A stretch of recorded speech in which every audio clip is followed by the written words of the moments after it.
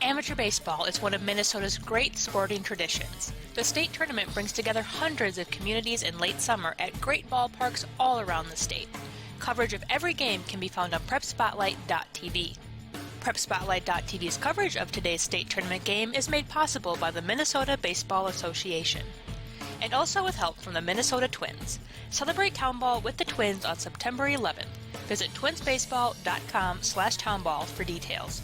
Now let's get to the ballpark. Good evening, ladies and gentlemen. The 98th annual Minnesota Amateur Baseball Tournament gets underway tonight at the Chaska Athletic Park with our producer and director, Clayton Johnson. My name is Darren Swinson at PrepSpotlight.tv/townball, your home for the entire amateur baseball tournament, which got underway last weekend with the Class A end of things and will end with the championship games on Labor Day. We are at Chaska Athletic Park. The Chaska Cubs and the Miesville Mudhens are the matchup here tonight. The Mudhens will throw Jake Dickmeyer tonight, and he will face this Chaska Cubs lineup. Leading off at shortstop will be Mac Bourne. Batting second in center field, Mike Edlifson. Hitting third, the catcher, Justin Johnson. Batting fourth at third base, Steve Edlifson. Batting fifth in playing first base, Tyler Polster. Hitting sixth in left field, JT Canakis. Batting seventh, the designated hitter, Casey Garvin. Hitting eighth in right field, Brad Worm. And batting ninth at second base is Blake Haverman. So it's Bourne at short, Mike Edlifson in center, Johnson the catcher, Steve Edlifson at third base, Tyler Polster at first base, JT Canakis in left field, Garvin the designated hitter, Worm in right field, and Blake Haverman at second base. And that lineup will face Jake Dickmeyer. So we're about ready to get things underway here for the Chaska portion of the tournament. One game today, 4 games tomorrow, and 3 games on Sunday. And first ball swinging is Mac Bourne, and he fouls it away. No balls and 1 strike. Bourne has been sidelined the majority of the season with a broken wrist. It happened 5 weeks ago as a breaking ball goes low and away. 1 ball, 1 strike. He's a current player for the Wisconsin Lacrosse Eagles at the Division III baseball level. Fastball just missed the outside edge, and it's 2 balls and 1 strike. Ben Vujovic in left field, Matt Vanderbosch, the manager and center fielder for Miesville, as Bourne pops one up, foul ball right side, and that one going to land on top of the grandstand out of play, and it's 2 balls and 2 strikes. Joey Werner in right field. Max Morris at third, Max Gam at short, Jake Smith at second, Brian Sprout at first, Max Morris behind the plate, and Jake Dickmeyer on the hill. It's actually Nate Hammis behind the plate, my apologies. Another 2-2 pitch, a good curveball swung on and missed. The off-speed breaking ball gets Bourne, and there's one away here in the top of the first inning. And Mike Edlifson will come to the plate, the 4th-year member of the Chaska Cubs. Dickmeyer was a star pitcher for the St. John's Johnnies back in his collegiate day. The pitch, a strike to Edlifson. It's no balls and 1 strike. He was an all-MIAC and an all-region performer, continuing to show his talents for Miesville as the pitch goes outside. It's 1 ball and 1 strike. It's a humid night. There is threatening weather in the area, but we haven't had a drop to this point. A good curveball and a foul tip into the glove of the catcher, Hammis, behind home plate. And it's 1 ball and 2 strikes. Even though it's only 7:44, the lights are already on. The swing and a foul back. So the count remains 1 ball and 2 strikes. No score here in the first inning. Fastball outside corner, strike 3 called as Dickmeyer has struck out the first 2 batters. 2 down, nobody on, and Justin Johnson to the plate.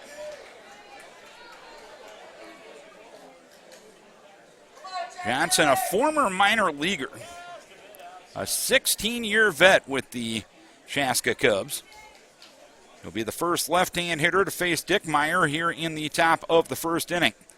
Dick Meyer delivers, and the pitch, a curveball down and in. It's 1 ball and no strikes. Warm, humid night. Supposed to be nice the rest of the weekend. The 1-0, swing and a miss. It's 1 ball and 1 strike. Miesville, the home team, even though this is Chaska's ballpark. 1 ball, 1 strike. The pitch hammered down the right field line and deep. If it's fair, it is danger, but it lands foul. Landed on the warning track, but about 5 to 10 feet to the right of the 325 sign and straight away right. A well-hit ball by Justin Johnson, but it ends up being nothing but a loud strike, and it's 1-2. Johnson getting the start tonight. Matt Halloran is the normal catcher for the Chaska Cubs. His pitch goes outside. It's 2 balls and 2 strikes to count. Halloran missing the game due to his brother's wedding in Chicago. Halloran, a former Minnesota Golden Gopher. Deuce is wild on Justin Johnson, and he'll bloop one out in the left center field. It'll land for a base hit.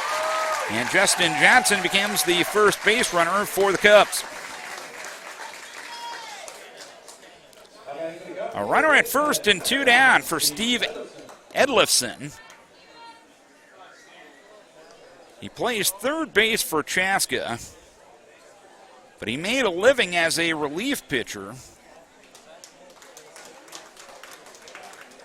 He was in the big leagues for 8 to 10 years with the San Francisco Giants, but back here playing in the Minnesota Amateur Baseball Tournament. A late summer tradition hosted by the Chaska Athletic Park.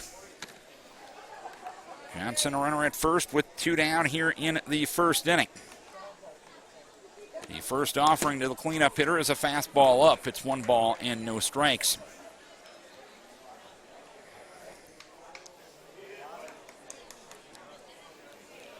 Short lead at first base by the catcher. And the 1-0 delivery, a swing and a foul over the grandstands and out of play. And it's 1 ball, 1 strike on Edlifson. Underway here in the Class B state tournament. The winner of this game will play the winner of the 11 a.m. game tomorrow, the Anoka Bucks and the East Grand Forks Mass. Pitch, fastball just missed outside. And it's 2 balls and 1 strike. Our friends in blue tonight, Dan Atkins calling the balls and strikes, and Matt Hordish working the base pass. 2 balls and 1 strike. It looks like there is some rain starting to fall as we look up in the lights in the outfield as the pitch a strike.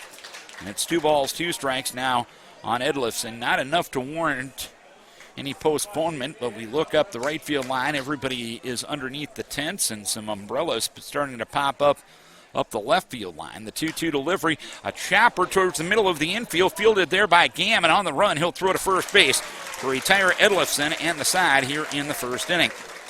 1 hit, 1 left, 1/2 inning complete. It's Chaska nothing, and Miesville coming to the plate, and Miesville will bat this way. Max Gamm is the shortstop. Joey Werner bats second and plays right field. The player-manager Matt Vanderbosch is in center field. Austin Ledoux is the designated hitter. Batting 5th is the catcher, Nate Hammis. Hitting 6th at shortstop, or rather at second base, Jake Smith. Batting 7th at first base is Brian Sprout. Hitting 8th at third base is Max Morris, and Ben Vujovic will play right field and bat 9th. And they will face Ryan Rodriguez, the left-hand starter for the Chaska Cubs. Rodriguez is currently the number 1 pitcher for Wisconsin Superior.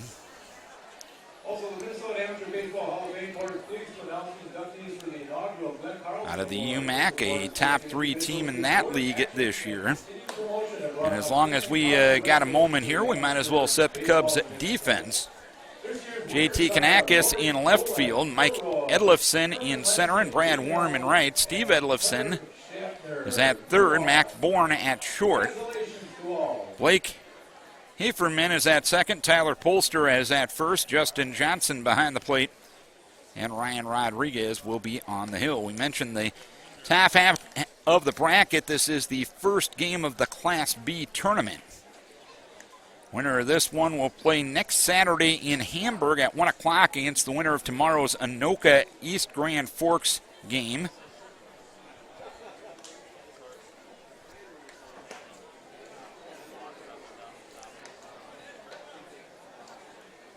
The other side of this bracket includes the Moorhead Brewers and the St. Michael Saints. That'll be the 7 o'clock game tomorrow night here in Chaska. And Sunday morning in Hamburg will be the game opposite that of this bracket, the Burnsville Bobcats and the Newmarket Muskies.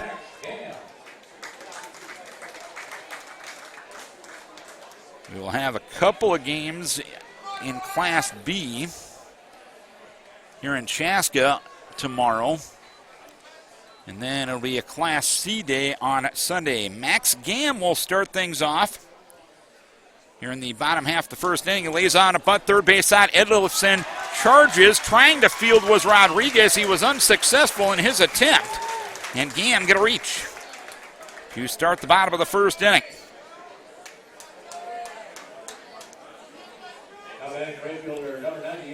So Gam on at first base with nobody out. And Joey Werner coming to the plate. Werner had himself a heck of a season. He was a Division II first-team All-American for Minnesota State. Lefty-lefty matchup. The pause by Rodriguez, and Werner lays down a bunt right in front of the plate. A bare hand pickup made by Johnson. He'll throw to first base. It's off the glove of the first baseman, Polster. Everyone's going to be safe. It's going to be a couple of bunt singles to start things here in the bottom of the first inning for the Mudhens.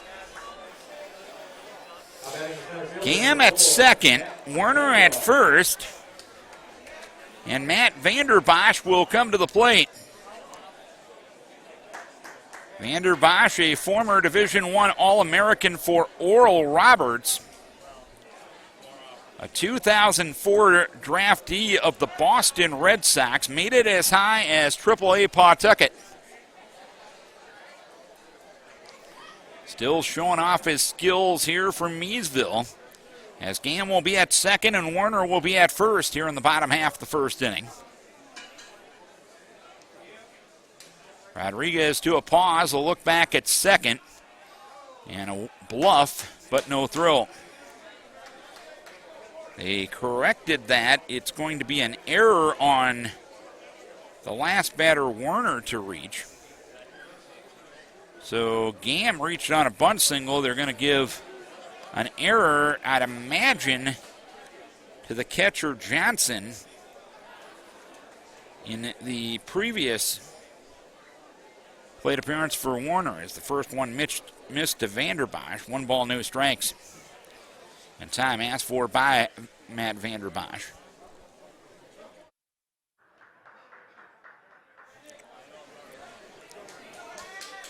In at first base is Polster, and at third is Edlifson. Rodriguez ready, and Vanderbosch going to lay down a bunt as well. Rodriguez takes a look towards third, but throws to first with Polster covering. And both runners move up on the Vanderbosch sacrifice. 1-3 on the putout. Gam to third, and Werner to second, and Austin Ledoux will have a chance to put Miesville up here in the bottom half of the first inning. Former professional player for the Utica Unicorns of the United Shore League. Infield up at the corners, back up the middle. And the first pitch to Ledoux is in there for a strike. It's no balls and 1 strike. An all-conference player at Grand Valley State back in the day as well.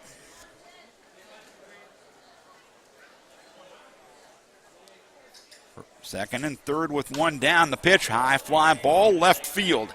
Canakis is under it. He will catch it with two hands, tagging at third, and getting to the plate will be Gam. As the throw goes through, Werner will move up to third, and it's a 1-0 lead for Miesville. Ledoux with a sacrifice fly to left. And a good job of base running there by Werner as they failed to hit the cutoff man, and he took an extra 90 feet because of it. So Ledoux gets the first run of the game home. It's a Mudhens lead of 1-0, and Nate Hammes will try to keep the inning going. A former St. Paul Saints player, a Northern Sun All-Conference player at St. Cloud State back in the day as well. So with 2 outs, the infield goes back to its normal position. Left right-hander on the mound and a right-hander at the plate. The first pitch is a little bit inside. 1 ball, no strikes, the count on Nate Hammes. 1-0 lead for Miesville as Ledoux gets Max Gam home on a sacrifice fly here in the bottom of the first inning. 1 ball, no strikes, and the pitch. Little low, little inside. It's 2 balls and no strikes.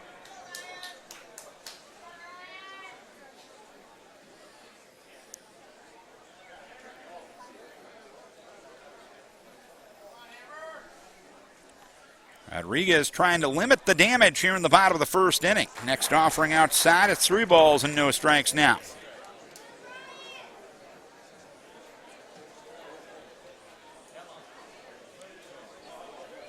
Jake Smith open for a turn on deck.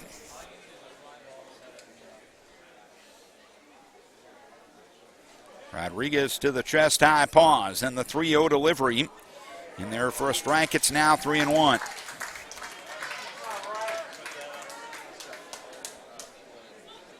Over at Waconia, Milroy and Maple Lake are in a rain delay. Tarps are still on the mound and at home plate there. 3-1, good changeup. And Hammes out in front, swinging and missing, and it's 3-2 now. Runner at third, 2 down, 1-0 lead for Miesville here in the bottom half of the first inning. The 3-2 and a foul ball, so the count will stay put at 3 balls and 2 strikes on Nate Hammes, and Hammes will have to walk out some of the cobwebs as that one got a piece of him. So far, a little bit of sprinkles, but no delay here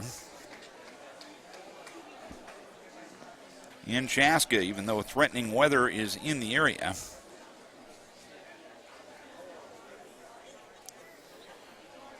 Once you get out of this system tonight, the rest of the weekend looking good. In fact, if you come out to the ballpark early tomorrow, you might have to bring a jacket with you. Temperature is going to be in the 70s tomorrow. And there won't be a lot of humidity, so it might actually feel a little cold. 3 balls, 2 strikes. The count remains on Nate Hammes. 7th pitch of the at-bat right here. 3-2 and a foul ball at the plate as Hammes was out in front of the off-speed offering from Rodriguez, but he got a piece to stay alive. Historic ballpark, own little part of Americana here in Chaska, Minnesota. This Chaska Athletic Park, built back in the 50s. The 3-2 delivery, fly ball deep left field. Retreating on it is Canakis. He's near the fence. He can't run it down, and it caroms away. Scoring easily will be Werner. Stopping at second will be Hammes. A crooked number on the board in the bottom of the first inning for Miesville. Good job of Hammes keeping that at-bat alive by fouling off 2 pitches on 3-2. They're going to rule that one an error out in left field on Canakis to allow Werner to score. It's now a 2-0 lead for Miesville, and Jake Smith will get an opportunity in a lefty-lefty matchup. First one down and in from Rodriguez. 1 ball, no strikes. Rodriguez hasn't been sharp here in this first inning. But his defense hasn't helped him out either. There's been 2 errors on the Cubs, which has led to 2 unearned runs. Swing and a miss from Jake Smith.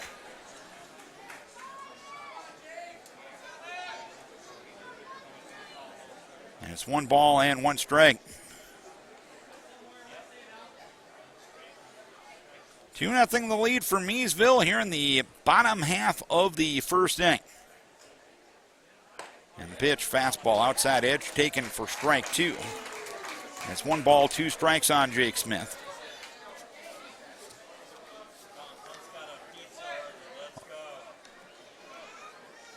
Jake Smith, a former St. Paul Saint, former all-conference player with St. Thomas, and a foul ball right side. First baseman Polster coming over into foul ground, but he's just going to run out of real estate outside the first base Miesville dugout. Landing near the pull tab and beverage tent. A lot of folks keeping each other company underneath there to keep the raindrops from getting them too damp. Great atmosphere, as you can imagine, here in Chaska tonight. 1 ball, 2 strikes with 2 down. Multiple looks at second by Rodriguez, and the pitch fouled away. So Jake Smith battling here with two strike foul balls on Rodriguez.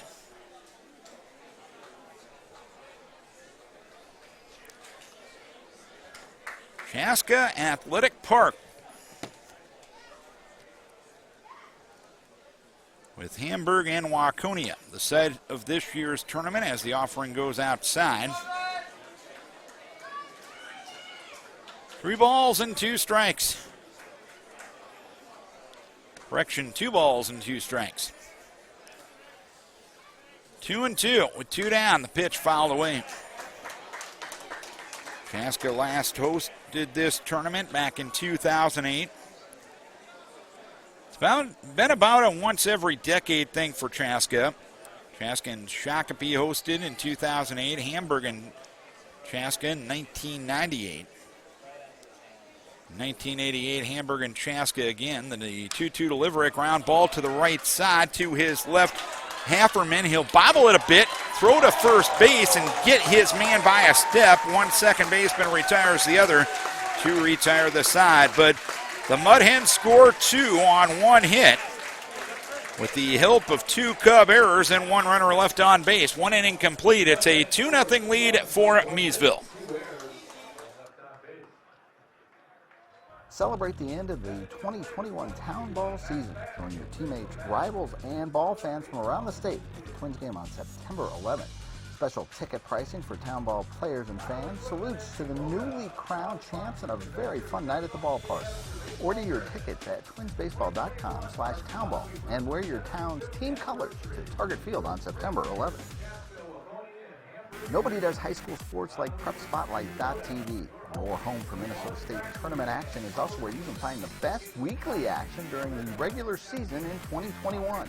We make it easy to be a high school sports fan at PrepSpotlight.tv.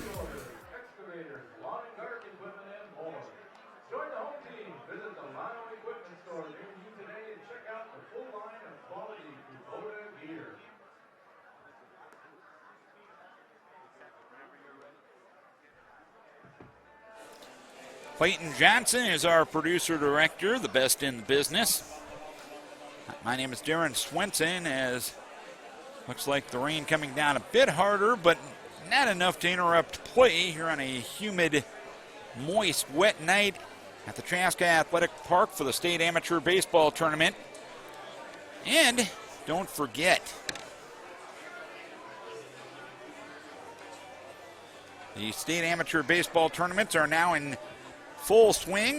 The tournaments will be played out over the next 3 weeks in Waconia, Chaska, and Hamburg. Get out and support your community Or if you just love the great game of baseball and want to watch win or go home games at fantastic venues, there's nothing like tournament time. If you can't make it to the game, PrepSpotlight.tv/townball has packages that will make watching all the venues very affordable. Enjoy the tournament at the park or right here at PrepSpotlight.tv. 5, 6, and 7 due for the Cubs here in the second inning. The first batter is Tyler Polster, and he'll look at the first pitch outside from Jake Dickmeyer, whose offense gave him a 2-0 lead after one inning. Fastball on the inside edge for a strike. It's nothing, or rather 1 ball and 1 strike on Tyler Polster. Polster, a Chaska Cub vet. The next pitch misses. It's 2 balls, 1 strike. He's in his 15th season. 2 balls, 1 strike, and the pitch popped up shallow left field, relatively high. Max Gamm, the shortstop, a couple of steps onto the outfield grass, will make a one-handed grab off to his side. And there's one down here in the second inning. That'll bring up former Minnesota Golden Gopher J.T. Canakis. Another veteran club for this Chaska squad. Bob Poppets is the manager of this Chaska club. He's in the third base box right now as Canakis swings and misses at an off-speed offering from Dickmeyer. Pop is in his 10th year leading this Chaska squad, swinging a foul back, and it's no balls and 2 strikes now. He's a former player for the Carver Black Sox. Played for Carver from 1976 to 1990. Carver in the Class C state tournament this year. The pitch outside. Just missed the outside corner from Dickmeyer, and it's 1 ball, 2 strikes. Dickmeyer gave up a 2-out single to Justin Johnson, but nothing else in that first inning as Canakis fouls one straight back and out of play. Still 1 ball, 2 strikes.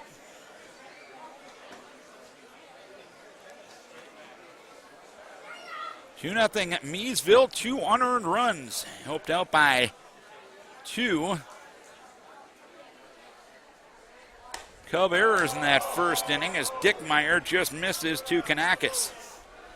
Some oohs and ahs from the Miesville partisans off to our right. The hometown Chaska Cub fans off to our left here in Chaska as the pitch goes outside. So Canakis has worked 0-2 off to 3-2. With Casey Garvin, the designated hitter, on deck. The pitch goes high, ball 4. A good plate appearance there for Canakis. Got down 0-2, fouled off a pitch. Took a couple of close ones, but ends up reaching with 1 out in the top of the second inning.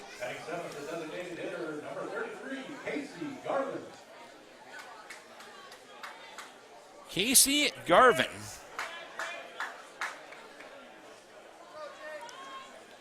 is in his second year with the Chaska Cubs, and he's approaching his second full decade of town ball play. He's in from the left-hand side of the plate. A breaking ball backdoored him, and a strike 1 called. It's no balls and 1 strike.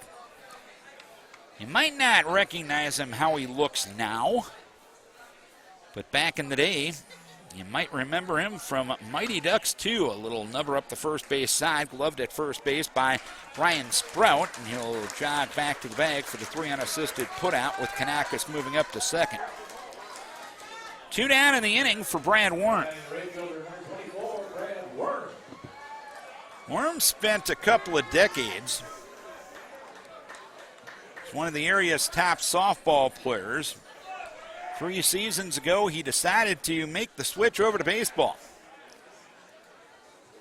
He's in his 3rd season of town team baseball and gets the start as the number 8 hitter in the Cub lineup here in the top of the second inning. A 2-0 lead for Miesville.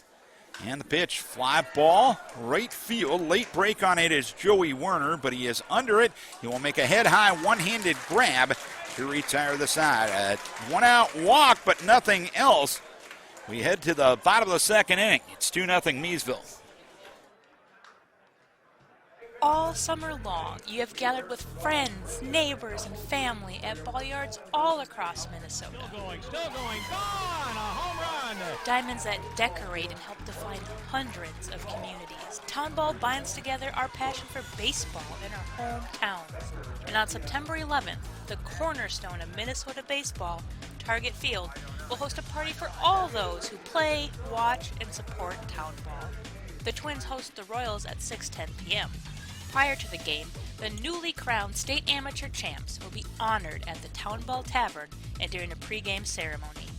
Wear your team colors and enjoy a special night at Target Field. The 0-2 pitch. Strike three! Fairmont, state champions in 2020. To the Fairmont Martins, they are your 2020. For tickets to the Twins' Tip of the Cap to Town Ball on September 11th, visit twinsbaseball.com/townball.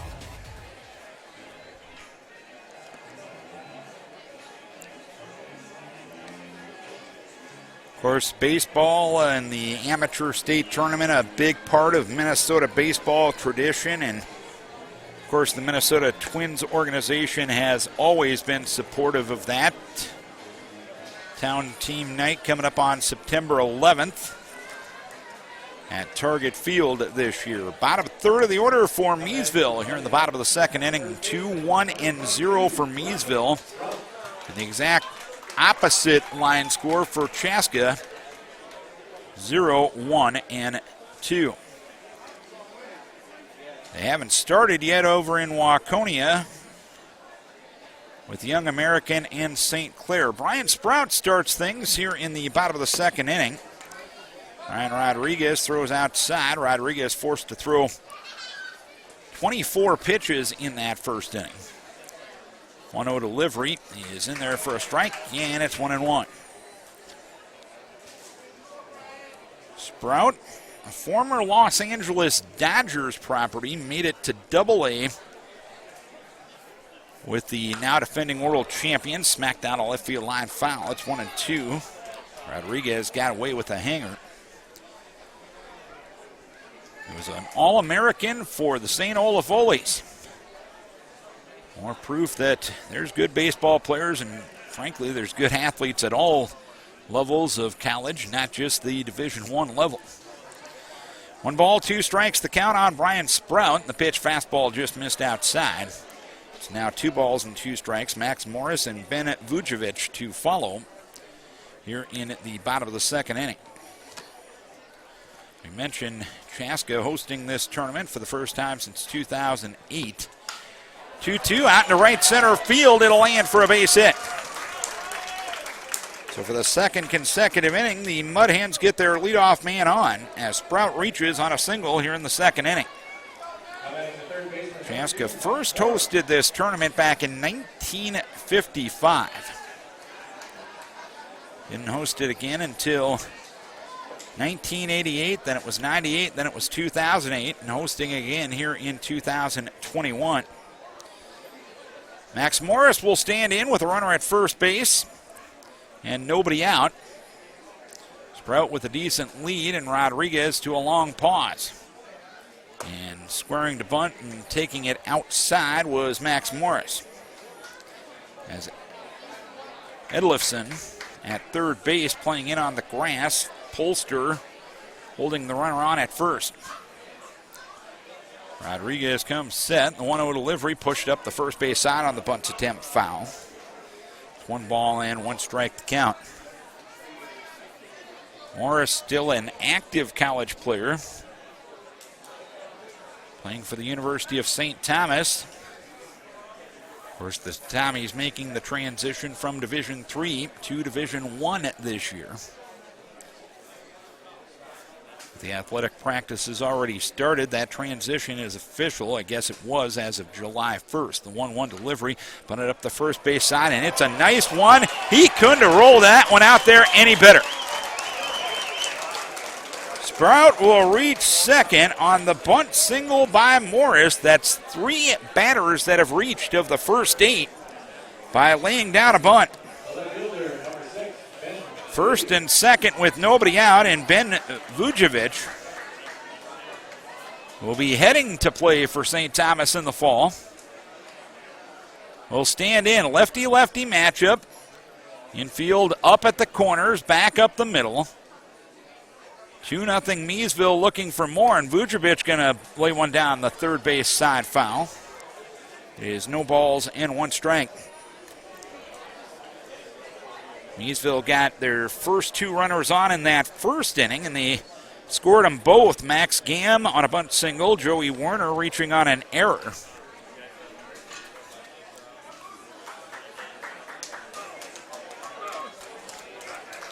Both singles in the scorebook to start this inning. No balls and 1 strike count. Rodriguez ready in the pitch. Pushed up the third base side, but Edlifson is going to let that one roll foul, so Vujovic now trails in the count. No balls and 2 strikes.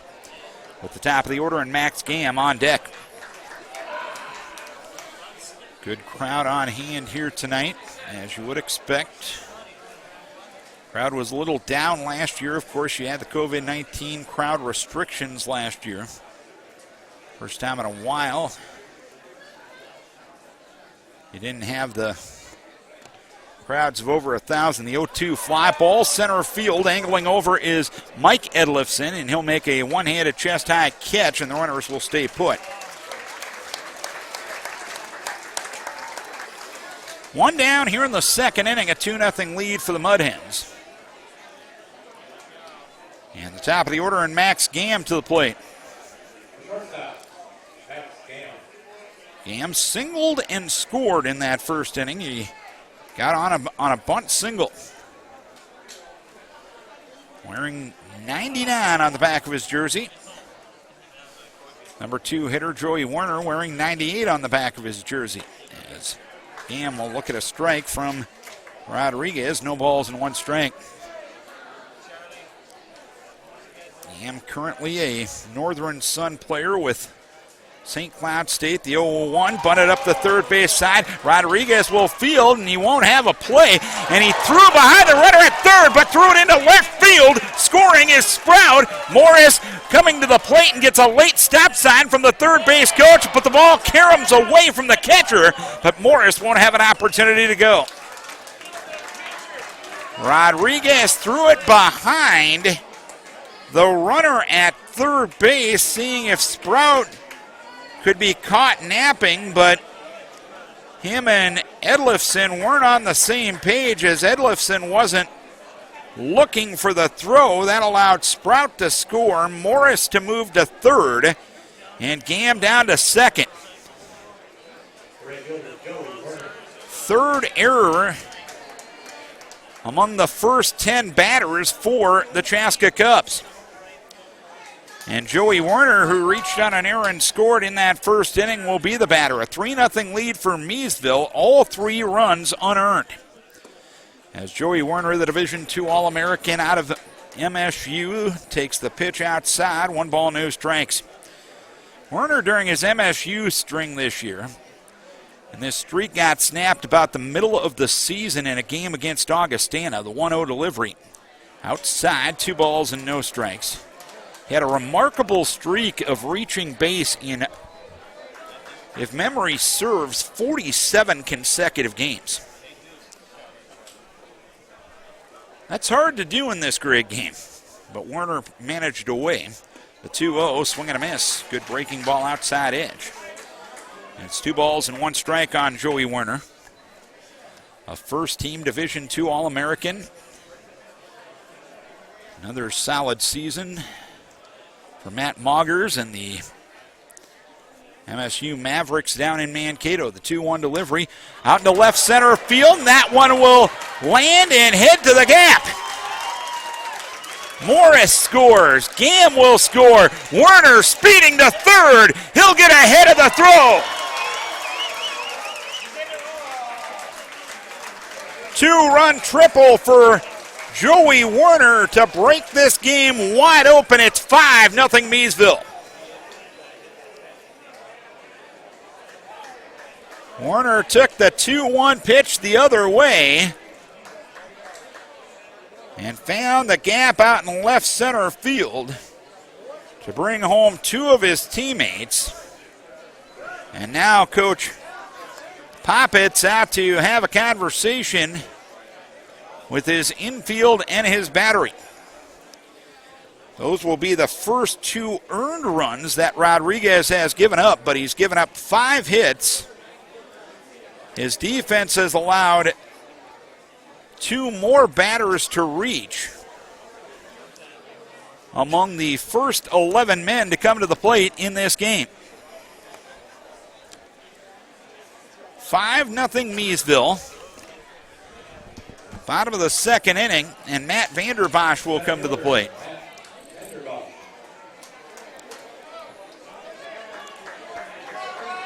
Vanderbosch sacrificed 2 runners up in that first inning.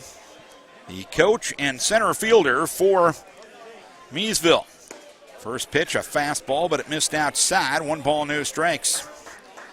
So Rodriguez on the ropes here in the second inning. 1 ball, no strikes. And the 1-0 delivery is outside. 2 balls and no strikes to count. A throwing error gets the first run of the inning home, and then Joey Werner brings in the next 2 with a triple to left center. 2 balls, no strikes. A breaking ball inside corner for a strike. Vanderbosch perhaps disagreeing with the call. 2 balls and 1 strike to count.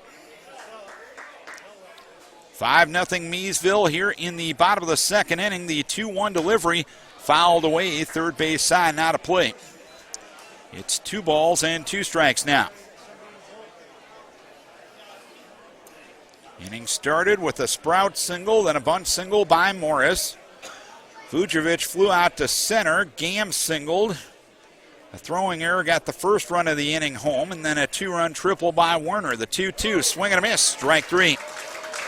Vanderbosch down on strikes for the second out of the inning.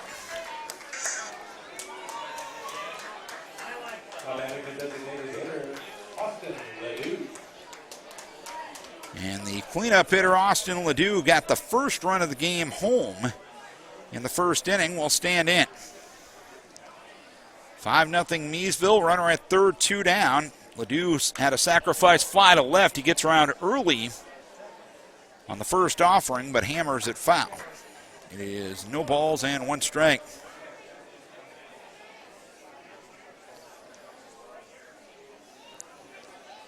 Five, 5-0 for Miesville, 0-1-3 for Chaska. The 0-1 fouled away. Right side out of play, so Rodriguez now ahead, no balls and 2 strikes. So maybe that visit from the manager, Bob Poppets, did some good, as Rodriguez seemingly has settled down since that visit. 0-2, and the 0-2 is fouled back. Still no balls and 2 strikes on Austin Ledoux, because the Cubs can't afford any more of a mountain to climb. I see the Cubs do have a left-hander up in the bullpen. Can't identify the pitcher from this angle.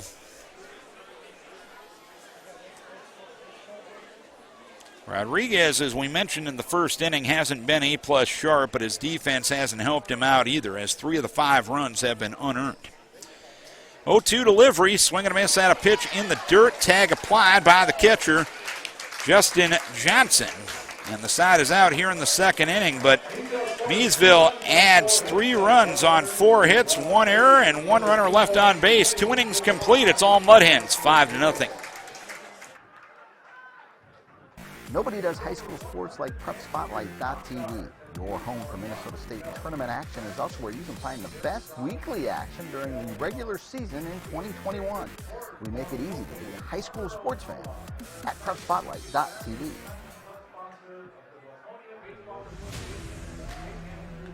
This one into left field. Branstad looks up. Walk off. In the bottom of the 15th. Kyle hitting the air to right field. It's down for a hit. Jordan Amos around second, around third is a throw to the plate, and he is in there! Fair down the third baseline. Coming to the score is Hoffman. Poppets will be waved around. He'll score. And a long way to left field. Wallard going back on it, and it is gone. Solo. This one launched into deep right field. David Robbins takes a look. See you later. One pitch here. This one smashed down the line fair. Runner around third. Headed for home. Hill scores standing up. 2 runs left. Third ball hit high in the air.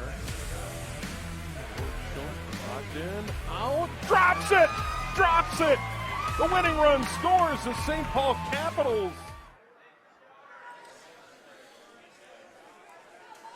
You're home for the State Amateur Baseball Tournament. It's PrepSpotlight.tv. Just saw some highlights from the Class A action last weekend. Played up at St. Anthony. Blake Hefferman swings and misses at the first offering of the third inning. Miesville up 5-0 as we start the visiting half of the third. The pitch a strike. And it's 0-2 on the first-year Chaska Cub player, Hefferman. Will be followed by Mac Bourne and Mike Edelifson here in the third inning. As a swing and a miss. And Hefferman down on 3 pitches. That's the third strikeout for Jake Dickmeyer thus far. Dickmeyer in that good position. His offense has helped him out to the tune of 5 runs through the first 2 plate appearances. He can just rear back and throw strikes. As you can tell, Dickmeyer doesn't mess around too much on the hill. He gets that ball, gets that sign, and gets it right back in there as Bourne takes the first pitch outside. He struck out swinging in the first. He swings and fouls the next pitch away. It's 1 ball and 1 strike. Mike Edelifson in the on-deck circle. 5-0 the lead for Miesville. Joey Werner breaks the game open with a 2-run triple in the bottom of the second inning. Out into right center field. Long run for Joey Werner. It's going to hold up for him as he makes a head-high one-handed snag for the second out here in the third inning. The state amateur baseball tournaments are now in full swing. The tournaments will be played out over the next 3 weeks in Waconia, Chaska, and Hamburg. Get out and support your community, or if you just love the great game of baseball and want to watch win or go home games at fantastic venues, there's nothing like tournament time. If you can't make it to the games, you can watch PrepSpotlight.tv/townball. They have packages that will make watching all the venues very affordable. As a pop out by Edelifson is caught by the pitcher Dickmeyer. And on a grand total of 7 pitches, the Cubs are down here in the third inning. 2.5 innings complete. Miesville leading 5-0. All summer long, you have gathered with friends, neighbors, and family at ball yards all across Minnesota. Still going, gone, a home run. Diamonds that decorate and help define hundreds of communities. Town Ball binds together our passion for baseball in our hometowns. And on September 11th, the cornerstone of Minnesota baseball, Target Field, will host a party for all those who play, watch, and support Town Ball. The Twins host the Royals at 6:10 p.m. Prior to the game, the newly crowned state amateur champs will be honored at the Town Ball Tavern and during a pregame ceremony. Wear your team colors and enjoy a special night at Target Field. The 0-2 pitch. Strike 3! Fairmont, state champions in 2020. Congratulations to the Fairmont Martins. They are your 2020. For tickets to the Twins' Tip of the Cap to Town Ball on September 11th, visit twinsbaseball.com/townball.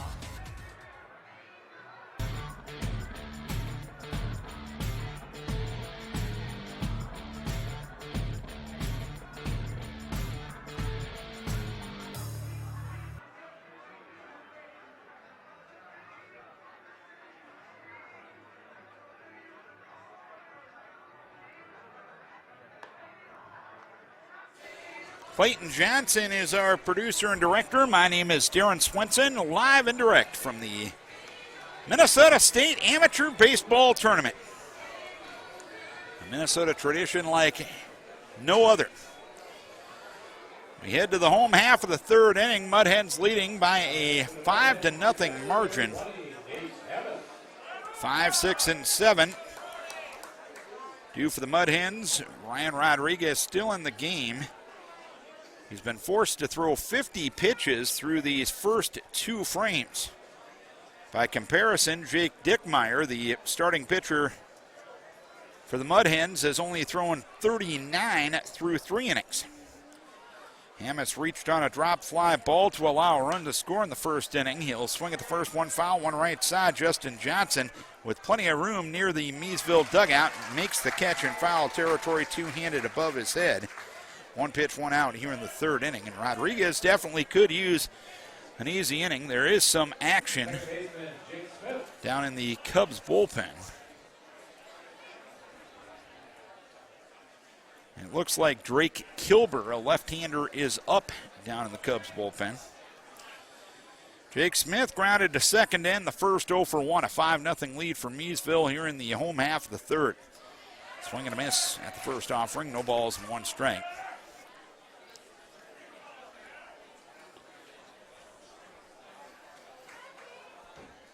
Rodriguez kicks and deals. And the 0-1 offering, swing and a miss. No balls and 2 strikes after that 2-run triple for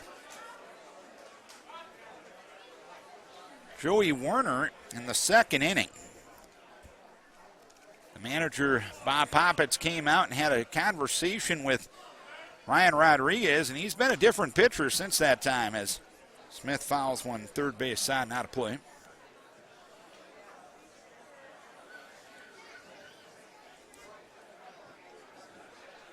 Count remains, no balls, 2 strikes on Jake Smith. Ground ball over the head of the third baseman, Edlifson, and into shallow left field, so Smith will reach on a 1-out single here in the third. Hamas being retired to start the inning.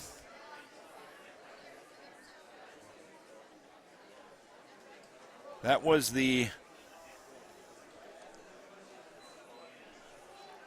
first time that Rodriguez had gotten a leadoff man out, and it looks like Coach Poppets is going to go to the bullpen.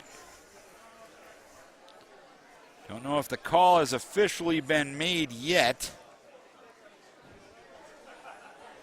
Current situation, 1 on, 1 out. It looks like Kilber will make his way in from the bullpen. Rodriguez giving up 6 hits. 5 runs, but only 2 earned. He didn't walk anybody, and he struck out 2. But he will yield to Kilber here in the bottom of the third inning.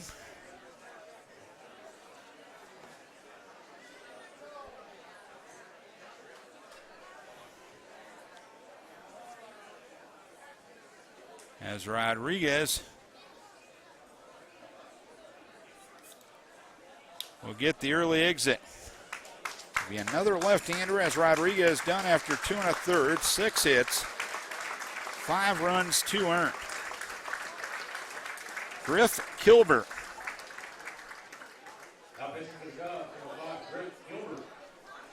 Former Concordia pitcher.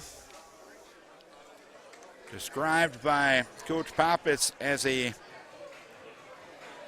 very crafty former Concordia pitcher, and he's been a 10 to 12 year vet of the Chaska Cubs. And his job will be to stop the bleeding here in the bottom of the third inning.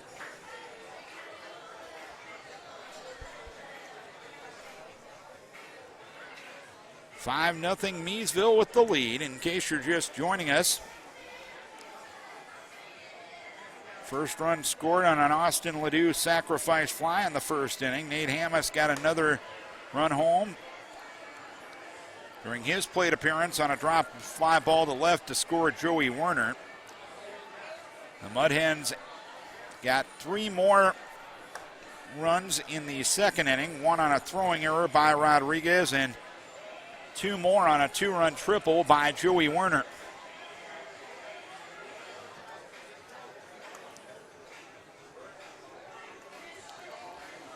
Smith will be the runner at first base with one down here in the bottom of the third inning.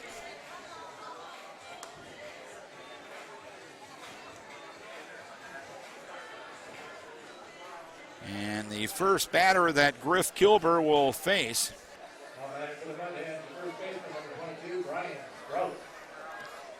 will be Brian Sprout. Sprout started the second inning by singling. He eventually came home and scored on the Rodriguez throwing error. As we mentioned, 3 of the 5 runs unearned, but of course they all count on the board. A lead at first by Smith. Kilber delivers. First pitch outside with fastball. 1 ball, no strikes. 4 more games here in Chaska tomorrow. And then 3 games in the Class C tournament here in Chaska on Sunday. The 1-0 is high. It is 2 balls and no strikes to count.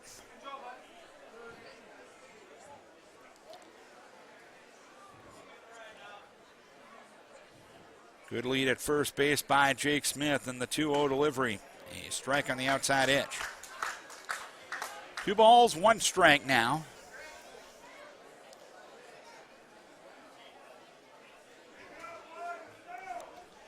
Rodriguez ended up throwing 54 pitches in his limited time today. There's another breaking ball, but it missed inside. It's now 3 balls, 1 strike on Brian Sprout. 5-6-0 for Miesville. 0-1-3 for Chaska. 3-1. Right down Broadway. Looking for the local, got the express. It's 3 balls and 2 strikes now.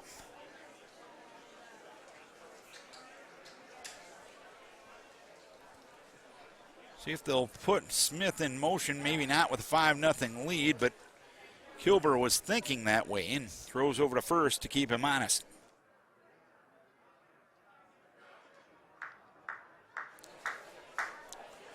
Three balls, 2 strikes. Another series of signs from the third base coaching box. Runner goes, pitch swung out and missed. Throw down to second base is offline, but is there going to be interference? There is not. The home plate umpire just called the out at home plate and ruled that Justin Johnson did not have his throw impeded by the swinging Brian Sprout. So a stolen base by Smith, first of the night for the Mudhens. And Max Morris will be the batter with 2 down and a runner at second and a 5-0 lead for Miesville as Griff Kilber bluffs the runner back to second base. Morris had a bunt single and scored a run. He came home on the Warner 2-run triple back in the second inning. The pitch outside. 1 ball, no strikes. Just following the social media reports here, it looks like this is the only game of the tournament that's going on right now. The other 2 are in weather delays. 1-0 delivery outside for 2 balls and no strikes now.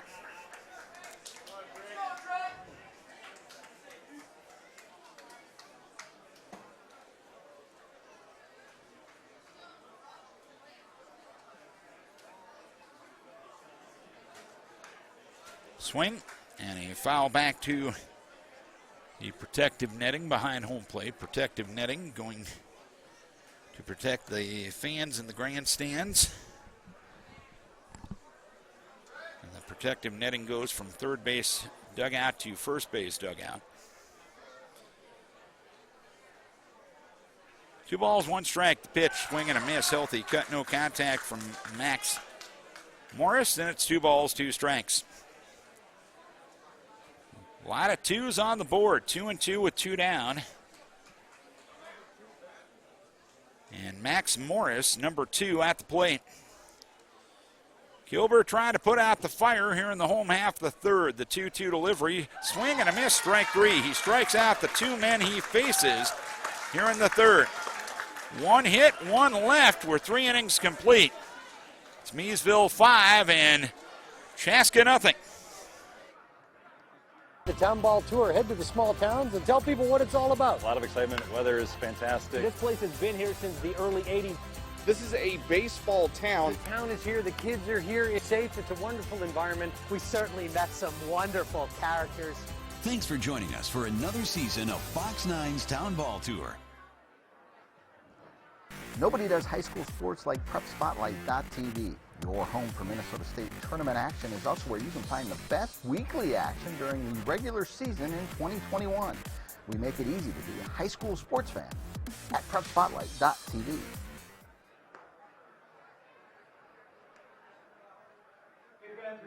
Have a weather situation coming in. Just wanted to make an announcement in case this game does get delayed. Please keep your ticket stub. Your stub will be good for the next time the game is picked up again, whether that's Saturday or Sunday. Please take a look at the website. A 5-0 lead for Miesville. They've just made a public address announcement that there may be some weather coming in. They are advising the crowd on hand, and it's a healthy crowd on hand here at Chaska Athletic Park, to keep their ticket stubs whenever this game would get rescheduled in case of a postponement. To keep their ticket stubs. So we may have some weather coming in. Right now it's a Miesville 5-0 lead. And Justin Johnson, the number 3 hitter for the Cubs, will start things here in the third inning. Jake Dickmeyer's given up 1 hit, walked 1, struck out 3 through his 3 innings, and he's done so on only 39 pitches. Johnson singled in the first inning. He's gotten the only hit off Dickmeyer as he skies one to left. It was high enough that sometimes it would be cliched to say that one could bring rain, but probably better not tempt fate on a night like tonight, as Vujovic out and left will make the catch. 1 pitch, 1 out here in the fourth inning. Steve Edlifson will be the batter. He grounded to short in the first inning. The 2 base runners of the game for the Cubs. A 2-out single for Johnson in the first, and a 1-out walk to JT Canakis in the second. And Dickmeyer throws a strike. It's 0-1. There is some heavy showers off to our southwest and off to our south right now. We are in an open area as we look at the weather.com radar on my smartphone. As the pitch out of the zone, 1 ball, 1 strike count. The pitch swung on and missed. Edlifson now trails in the count, 1 ball and 2 strikes. Like it's raining heavily over by Glencoe and Norwood Young American as Edlifson smacks one into right and a base hit. Good job of going the other way with the breaking ball as Edlifson gets a 1-out single here in the second inning. It's the second hit that Dickmeyer has given up here in the fourth, or in the game specifically. 1 on, 1 out, and Tyler Polster, the batter. He popped to short in the second inning, 0 for 1. 5-0 lead for Miesville. They scored 2 in the first inning and then 3 in inning number 2. Left-hand hitter against the right-hander Dickmeyer as the pitch in there for a strike, 0-1.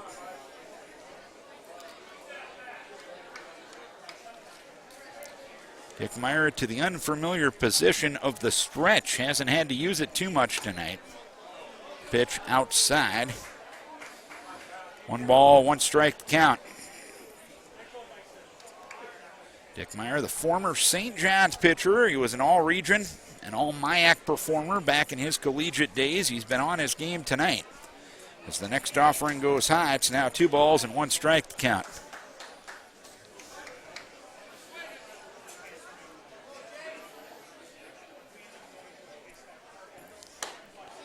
Next offering out of the zone, and now it's 3 balls and 1 strike. We mentioned his walk to Canakis back in the 2nd inning. That's the only time he's gone above a 2-ball count other than this plate appearance. This pitch goes outside, and now the Cubs in business here in the 4th inning. 1st and 2nd with 1 down, and the former Gopher J.T. Canakis to the plate. Canakis drew the 1-out walk back in the 1st inning.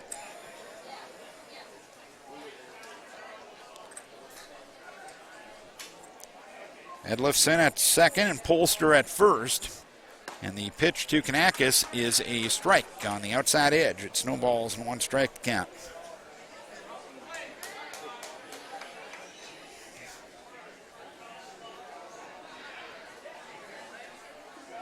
First time that the Cubs have had multiple base runners on in the game. Ground ball towards second base. Glove there by Smith. He'll throw to first base and get the sure out.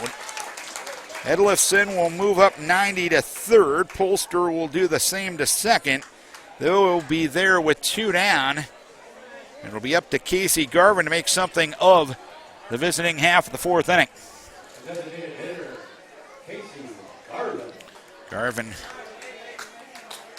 grounded out first base unassisted back in the 2nd inning.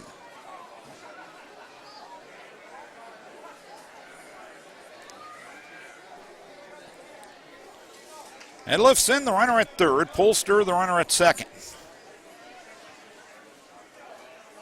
A 5-0 lead for Miesville here in the top half of the 4th inning. The pitch, a fastball high. This is the first real trouble that Dickmeyer has been in.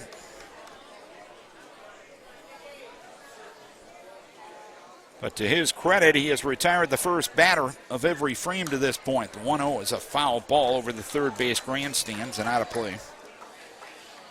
It's 1 ball, 1 strike to count on Casey Garvin. 5-6-0 for Miesville. 0-2-3 for Chaska. Again, the Cub defense has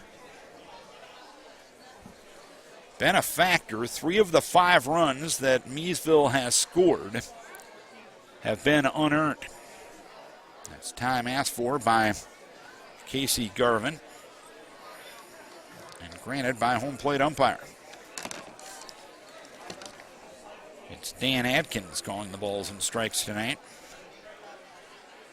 1 ball, 1 strike, and the pitch fouled away. Similar spot to the previous pitch, and it's 1 ball, 2 strikes now on Casey Garvin.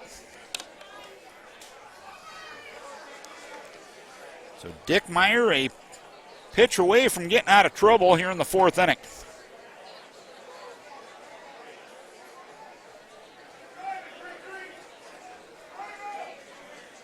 The ball is the 1-2. Dickmeyer just missed outside with the fastball. And it's 2 balls and 2 strikes now.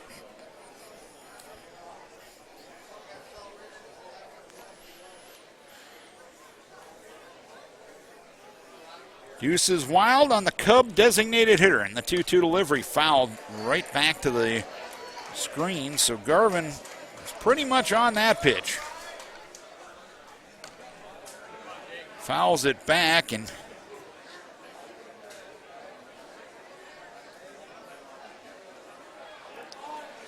lives to fight another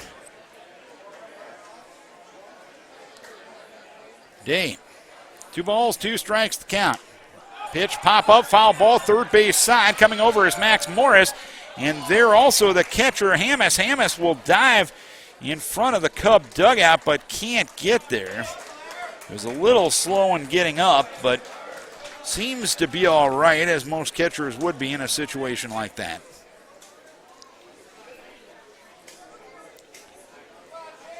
So the count remains 2 balls and 2 strikes on Casey Garvin.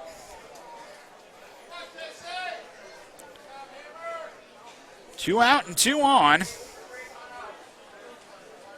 As Chaska trying to dent the scoreboard for the first time in this game.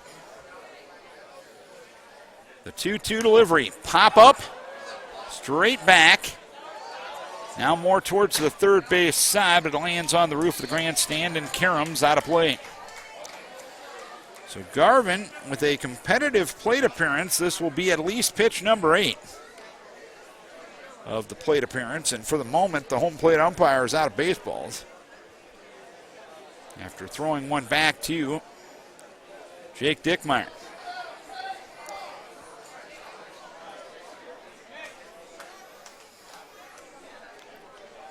Two balls, 2 strikes again. The pitch hammered foul. That one woke up some folks up the first base side. Now Dan Atkins has to hustle back and get some baseballs as one of the volunteers here in Chaska gives 2 baseballs back to Dan Atkins.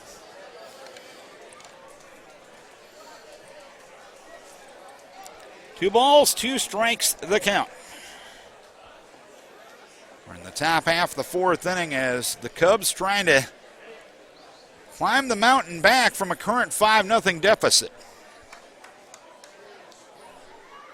Another 2-2. Fly ball center field. Vanderbosch under it. He'll make a 2-handed head-high catch to retire the side. So a 9-pitch plate appearance ends with a fly out to center. A walk, a hit, and 2 runners left. 3.5 innings complete. It is a 5-0 lead for Miesville. Nobody does high school sports like PrepSpotlight.tv. Your home for Minnesota State tournament action is also where you can find the best weekly action during the regular season in 2021. We make it easy to be a high school sports fan at PrepSpotlight.tv. Celebrate the end of the 2021 Town Ball season. Join your teammates, rivals, and ball fans from around the state at the Twins game on September 11th. Special ticket pricing for Town Ball players and fans. Salutes to the newly crowned champs and a very fun night at the ballpark. Order your tickets at twinsbaseball.com/townball and wear your town's team colors to Target Field on September 11th.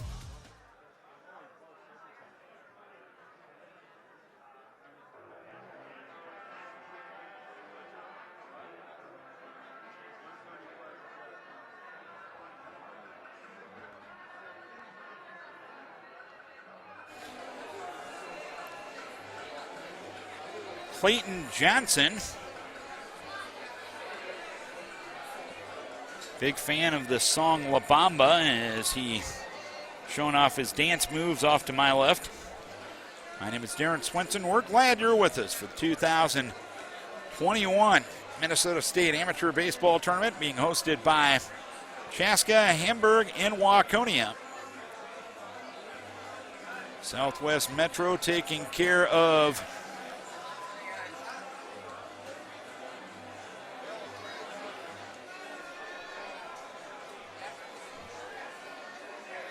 the hosting duties this year as we play the bottom half of the 4th inning. As of right now, this is the only game going on in the tournament. They're in a rain delay in Hamburg right now. Possible start of 9:30, they're saying on the Minnesota Baseball Association Twitter feed, but the infield taking some extensive puddling over there as Ben Vujovic. Look at a strike, 0-1. Griff Kilber came in and struck out the final 2 men of the 3rd inning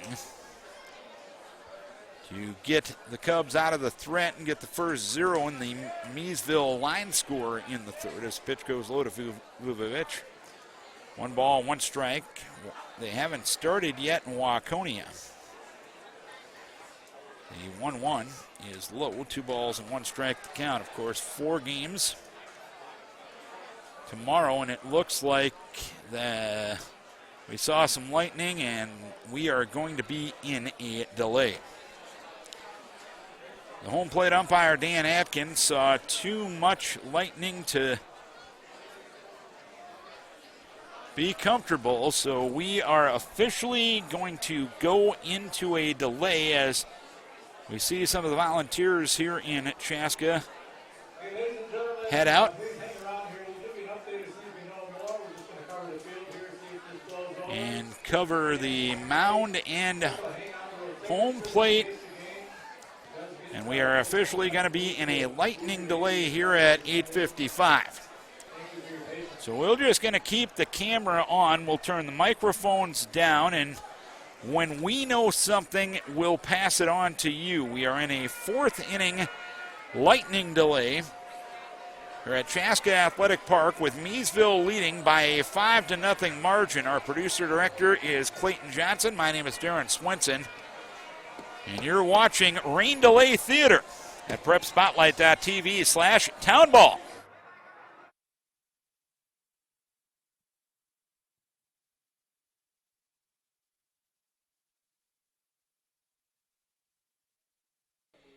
Welcome back to Chaska Athletic Park as we will resume our suspended game from Friday night after about a 3-hour rain delay. It did not rain overly hard for most of the time, but we did have some lightning. We did have a lot of discharge of electricity from the sky, which caused the majority of this delay. With our producer and director, Clayton Johnson. My name is Darren Swenson. When I arrived at the field some 13 hours ago, I didn't think that I'd be telling anybody a bedtime story tonight, but here we are. Miesville is leading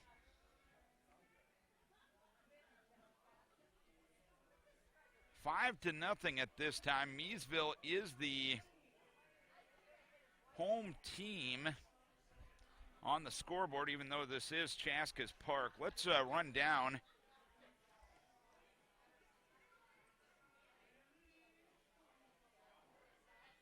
what has happened in this game to this point. In the top of the first inning, Mac Bourne for Chaska struck out swinging. Mike Edlifson struck out looking. Justin Johnson singled. And then Steve Edlifson grounded out to short in the bottom of the first inning. Max Gam singled. Joey Warner reached on an error. Both runners were sacrificed up. Then Austin Ledoux had a sacrifice fly. Nate Hammis reached on an error that allowed Joey Werner to score to make it a 2-0 ball game. And Jake Smith grounded out to second base to end the inning. In the second inning for Chaska, Tyler Polster popped out to short. JT Canakis walked. Then Casey Garvin grounded out to first, and Brad Worm flew out to right. In the bottom of the second inning for Chaska, back-to-back singles for, or bottom of the second inning for Miesville, I should say, back-to-back singles. Brian Sprout and Max Morris. Ben Vucevic then flew out to center. Max Gam hit a ball that was chopped on the third base side. It ended up being a base hit. The then pitcher Ryan Rodriguez for Chaska tried to throw behind Brian Sprout at third base and threw it into left field. That allowed Sprout to score. The next batter, Joey Werner, knocked in both.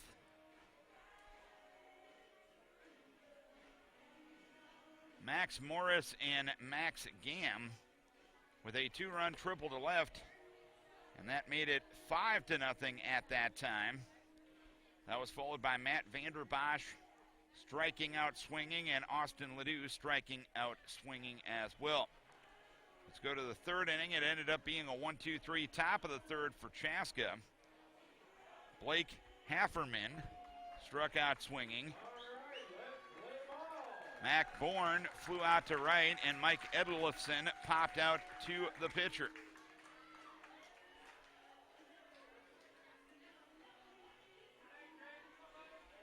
And then in the bottom of the third inning for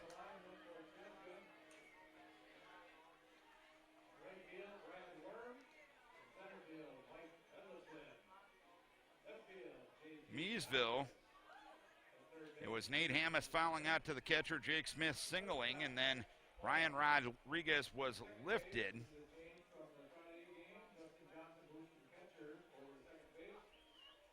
First base, Tyler Polster. And now catching, Matt Haller. Pitching is Drake Gilbert.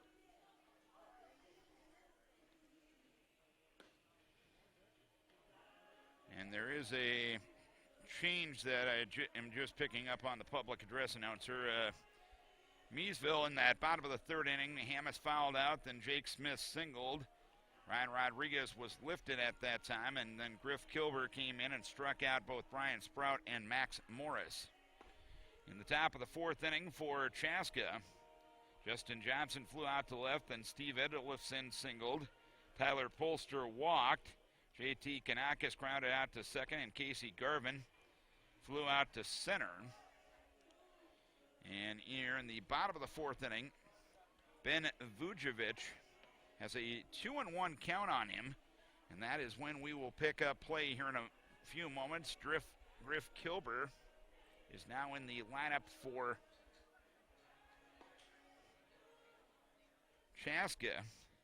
He struck out the final two batters that he faced in Friday night's portion of the doubleheader. Justin Johnson is now playing second base. He moved from catcher to second base.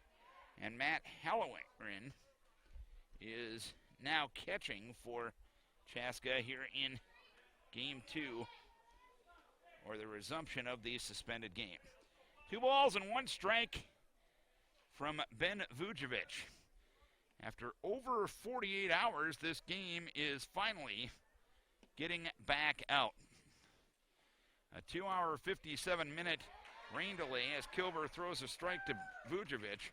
And it's 2 balls and 2 strikes as we get going again at 9:57. Your bedtime story from the ballpark tonight. The 2-2, swing and a miss at a curveball. And Kilber has struck out all 3 men he has faced in this game. 1 down in the inning for Max Gamm, who has singled twice in the game. Singled and scored in the first, singled and scored again in the second. It's a 5-0 lead for Miesville. The winner of this game will face East Grand Forks, and that game will be at Hamburg on Saturday. Kilber, the left-hander, against the right-hand hitting Gamm. Gamm squares to bunt. Kilber will field in front of the mound, and he'll throw a strike to first base and Polster. And quickly 2 up, 2 down here in the fourth inning. That'll bring up Joey Werner. Werner reached on an error and scored in the first inning and knocked in 2 with a triple to left center back in the second inning. Joey Werner, the Division II first-team All-American from Minnesota State this past spring. Lefty-lefty matchup as Werner chases a fastball, swinging and missing. It's no balls and 1 strike. Werner taking a moment or two to collect his thoughts. Now steps back into the left-hand side of the batter's box. Kilber ready in the 0-1 offering. A fastball on the inside edge for a strike, and it's 0-2. Late night in Chaska tonight, but decent crowd has stuck around for this Chaska Cubs game. The pitch a little bit low, a little bit outside. 1 ball, 2 strikes. Miesville, one of the teams that is hosting the state tournament next year. 1 ball, 2 strikes, lefty-lefty matchup. The pitch swinging a foul back to the facing of the grandstand, the top of the protective netting directly behind home plate. So the count remains 1 ball and 2 strikes on Joey Werner. Clayton Johnson still with us. He just bought an extra can of Mountain Dew, so he will be alert for the remainder of this ball game. The 1-2 delivery, Werner fouls it away to the third base side. 1 ball and 2 strikes. They're playing again in Hamburg and Waconia, so it's not only a late night here in Chaska, but it's a late night all around. The state amateur baseball tournament. The 1-2 delivery, sprayed foul, third base side. That one off the facing of the roof as well. And it caroms back into the field of play. So So 6-pitch at bat to Joey Werner here in the bottom of the 4th inning. Kilber ready, and the pitch, breaking ball taken for strike 3, and Joey Werner not liking the call, but that's going to be that for the bottom of the 4th inning. A 48-hour inning finally comes to a close with a 1-2-3 frame. We are 4 innings complete in this Class B first-round game. Winner gets Grand Forks in Hamburg on Saturday at 1 p.m. It's Miesville 5 and Chaska nothing. Celebrate the end of the 2021 Town Ball season. Join your teammates, rivals, and ball fans from around the state at the Twins game on September 11th. Special ticket pricing for Town Ball players and fans. Salutes to the newly crowned champs and a very fun night at the ballpark. Order your tickets at twinsbaseball.com/townball and wear your town's team colors to Target Field on September 11th.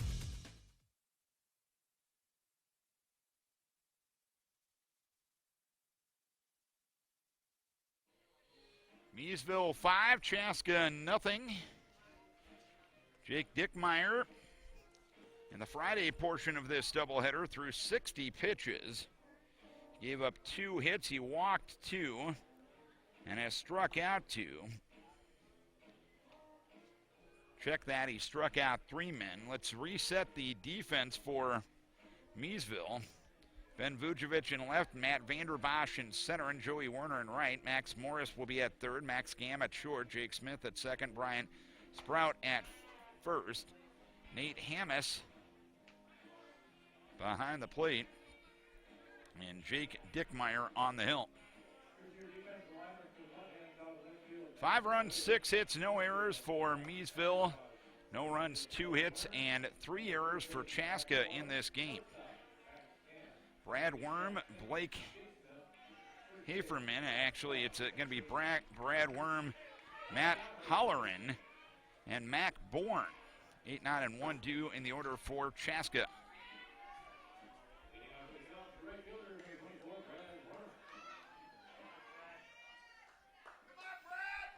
Worm in his first at-bat in this game, back in the 2nd inning, flew out to right.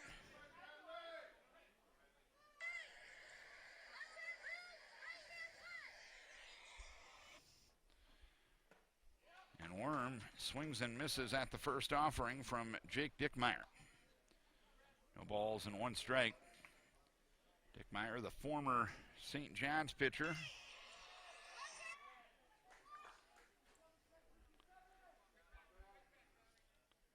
Working out of the stretch no matter what. The right-hander delivers on the outside edge for a strike. And I think it's one of those things that will get down to, it's just one of those things in the game of baseball. And imagine the home plate umpire is going to have a big zone. It's 10 o'clock on a Sunday night as the pitch outside corner for a strike 3 called as Brad Worm down on strikes.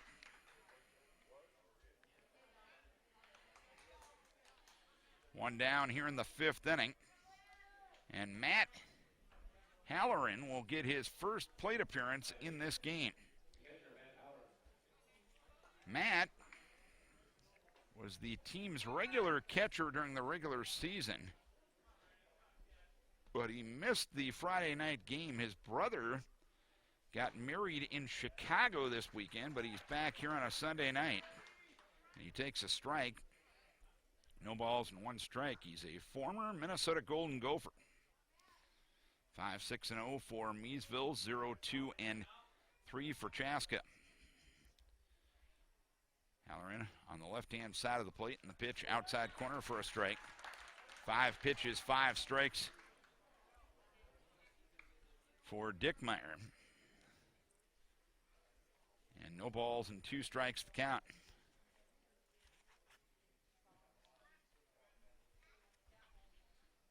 Pitch, swing and a miss, strike 3. 6 pitches, 6 strikes, 2 outs here in the inning. And Mac Bourne will be the batter, starting the 3rd trip around the batting order. Bourne struck out swinging in the 1st and flew out to right in the 3rd. The first offering, outside corner for a strike, and it's 0-1. 7 pitches, 7 strikes thus far. We'll see if Dickmeyer can keep this up. The 0-1 delivery is outside.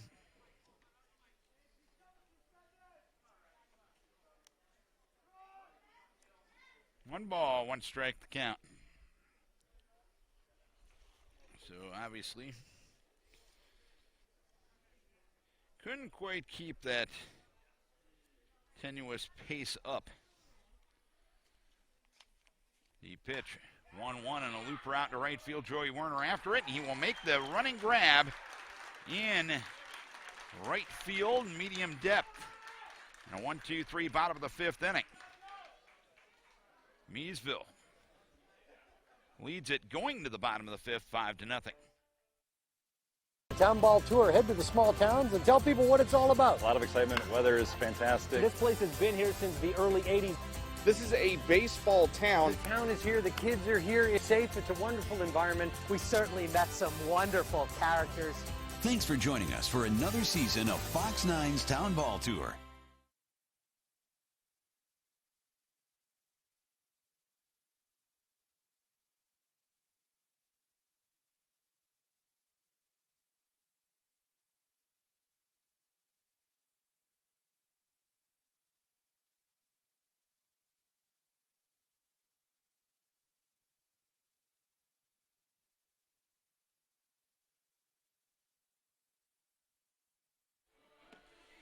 It may be late night on a Sunday night, but the state amateur baseball tournaments are going strong.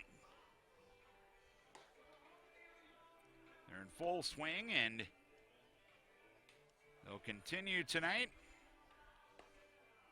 They will also continue next weekend and Labor Day weekend in Waconia, Chaska, and Hamburg. Get out and support your community, and if you just love the great game of baseball and you want to watch winner go home games at fantastic venues, head on out to the park. But if you can't make it to the park, you can watch it right here at prepspotlight.tv/townball. We have packages that will make watching all the venues very affordable. Enjoy the tournament at the park or on prepspotlight.tv. Mike Edlifson, or correction, this is Matt Vanderbosch, the manager for the Miesville Mudhens. We'll look at a strike, 0-1. Vanderbosch sacrificed a runner-up back in the 1st inning and struck out swinging in the 2nd.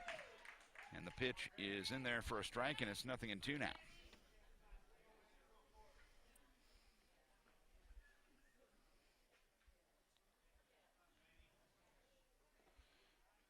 No balls, 2 strikes, and the pitch outside.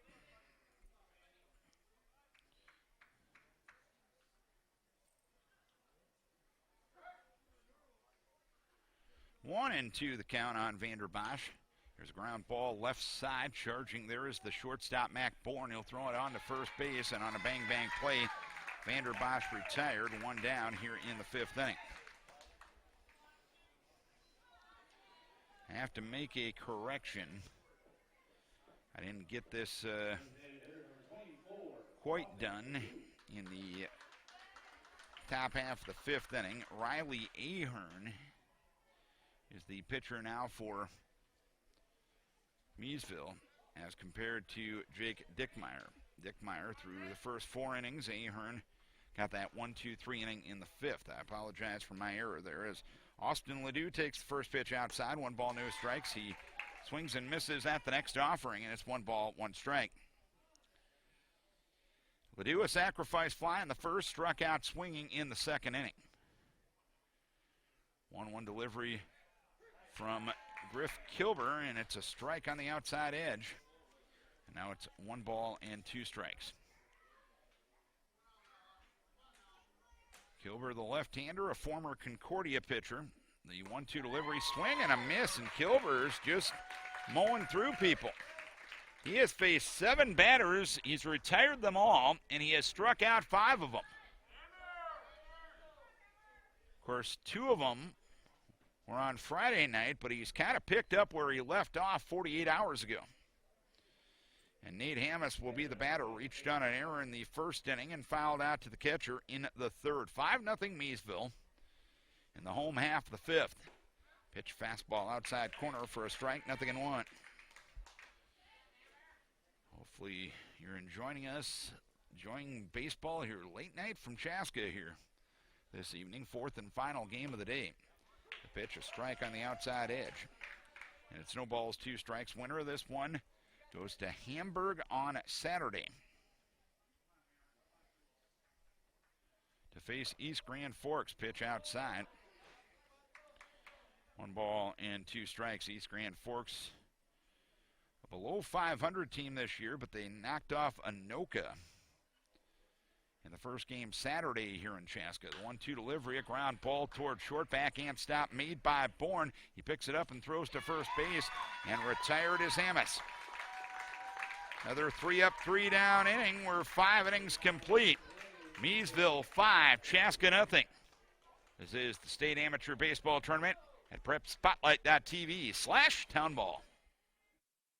Nobody does high school sports like PrepSpotlight.tv. Your home for Minnesota State tournament action is also where you can find the best weekly action during the regular season in 2021. We make it easy to be a high school sports fan at PrepSpotlight.tv.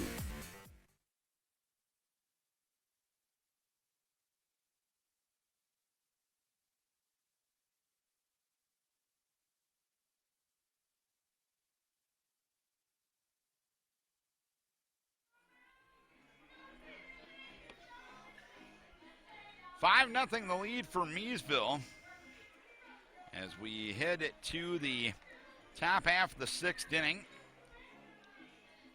Glad you're with us late night from Chaska. Had about a 3-hour rain delay before we got this thing going. Clayton Johnson is our producer and director. My name is Darren Swenson.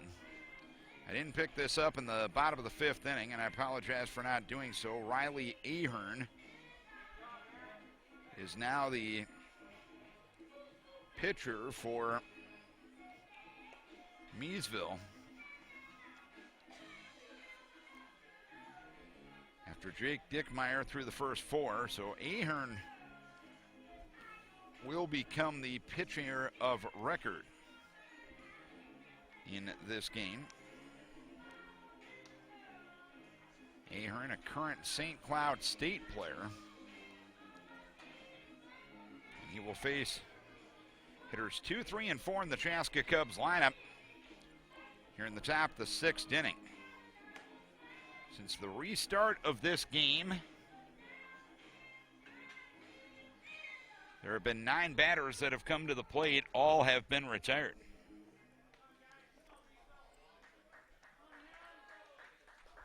And 6 have been retired via strikeouts. Mike Edlifson struck out looking in the first, popped to the pitcher in the 3rd inning. He'll get his first plate appearance of the continuation portion of the doubleheader. Right now, as Riley Ahern delivers, and the pitch, fastball in that Edlifson tried to bunt, but he ended up fouling it off in the process of trying to pull the bat back. The bat made contact with the ball, and it's no balls and 1 strike. Justin Johnson and Steve Edlifson to follow. The 0-1 delivery, swing and a miss. And it's no balls and 2 strikes.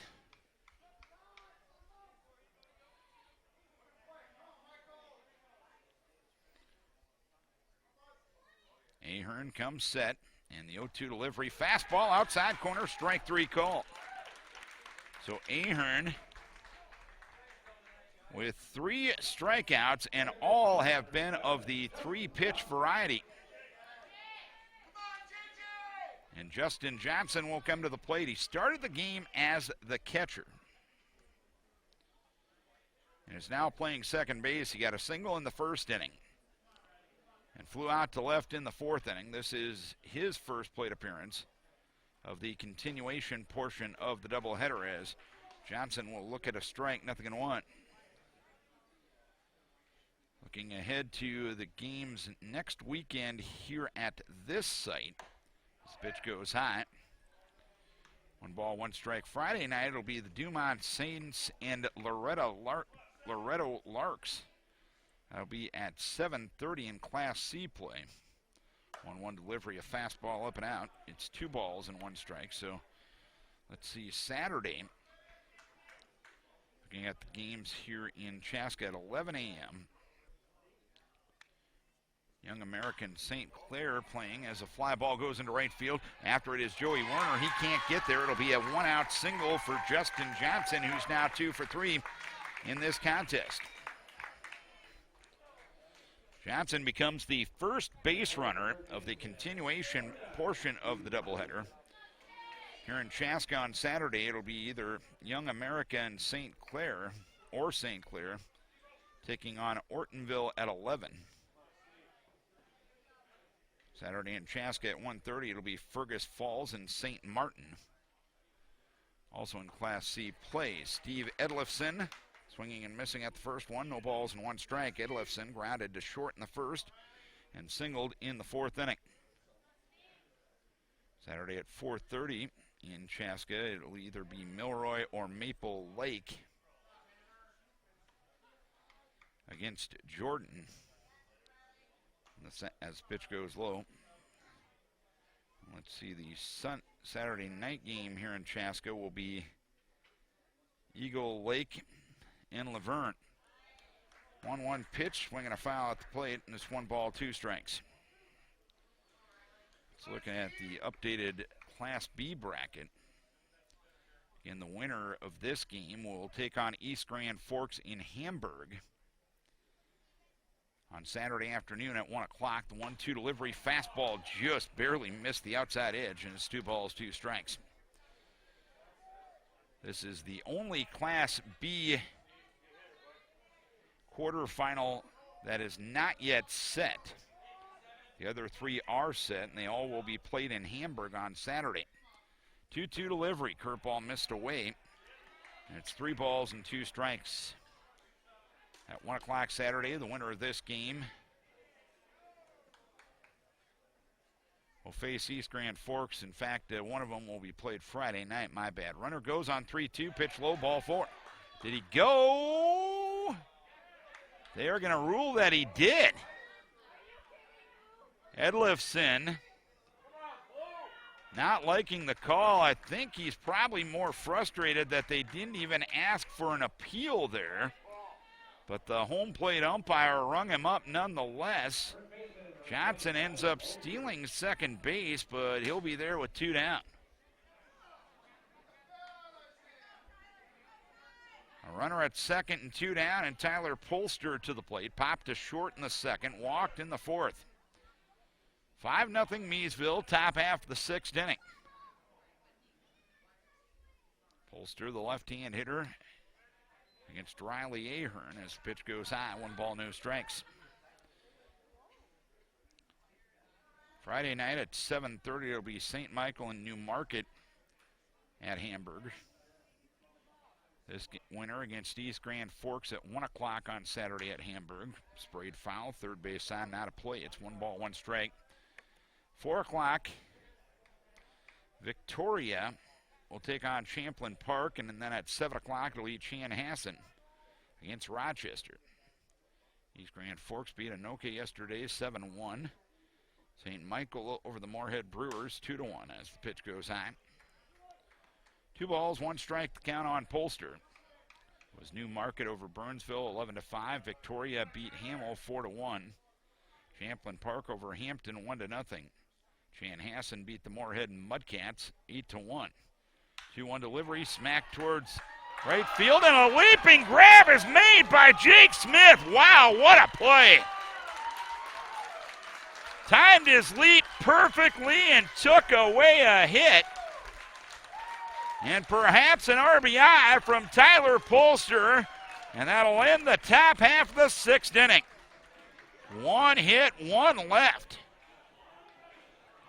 We go to the bottom half of the sixth inning. Miesville 5, Chaska nothing. The Town Ball Tour. Head to the small towns and tell people what it's all about. A lot of excitement. Weather is fantastic. This place has been here since the early 80s. This is a baseball town. The town is here. The kids are here. It's safe. It's a wonderful environment. We certainly met some wonderful characters. Thanks for joining us for another season of Fox 9's Town Ball Tour.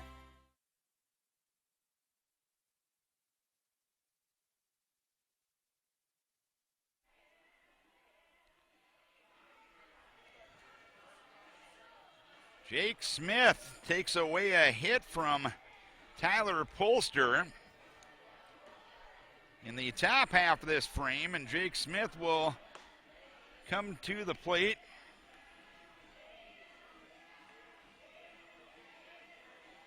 In the bottom half of this frame. He'll try to become the first batter to get a hit off of Griff Kilber. Kilber has retired all 6 men he has faced in today's portion of the game. He struck out the final 2 he faced in Friday night's portion of the game as well. Smith grounded to second in the first inning and singled in the third inning. State Amateur Baseball Tournament, the 98th annual, hosted by Hamburg, Waconia, and Chaska once again this year.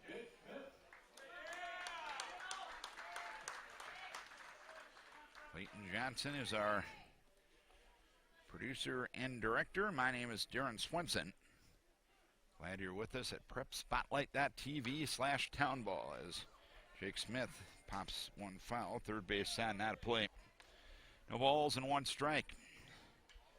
5-6-0 for Miesville. 0-3-3 for Chaska. The 0-1 delivery. Chin music high and tight. 1 ball, 1 strike. Miesville scored 2 runs on Friday.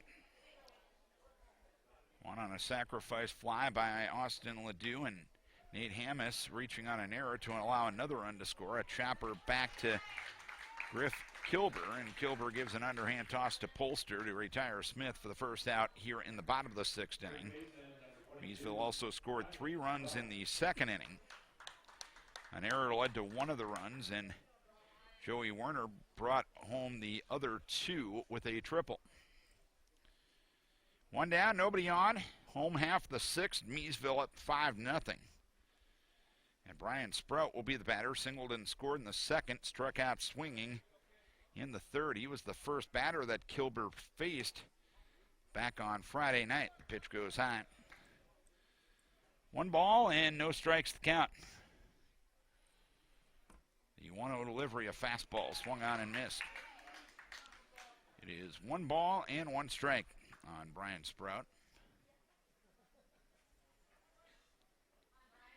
Former St. Olaf All-American.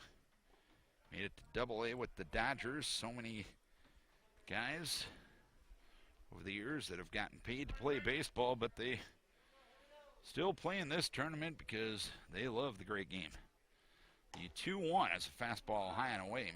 3 balls and 1 strike. Another example of that right here. 3 balls and 1 strike to count. The pitch outside ball 4.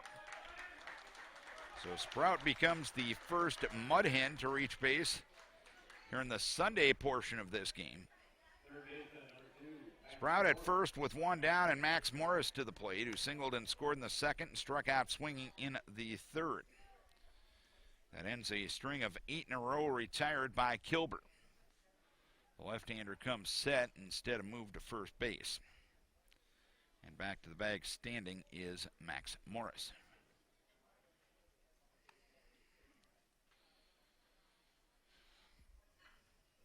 $5-0 lead for Miesville, trying to set up a date with East Grand Forks in Hamburg on Saturday as Morris looks at a strike, 0-1.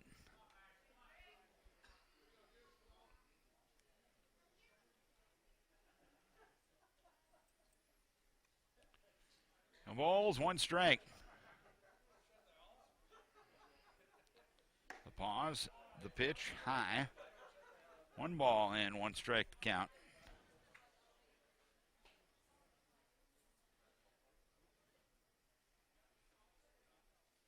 Kilber, a look towards first. The 1-1 delivery, swing and a miss, couldn't catch up with the fastball.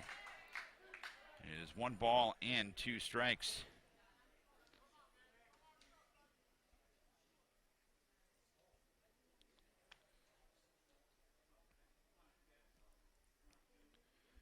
Kilber trying to set down Morris. He's ahead of him 1-2. A curve ball. Oh boy, don't know where that missed in all honesty. And it's 2 balls and 2 strikes.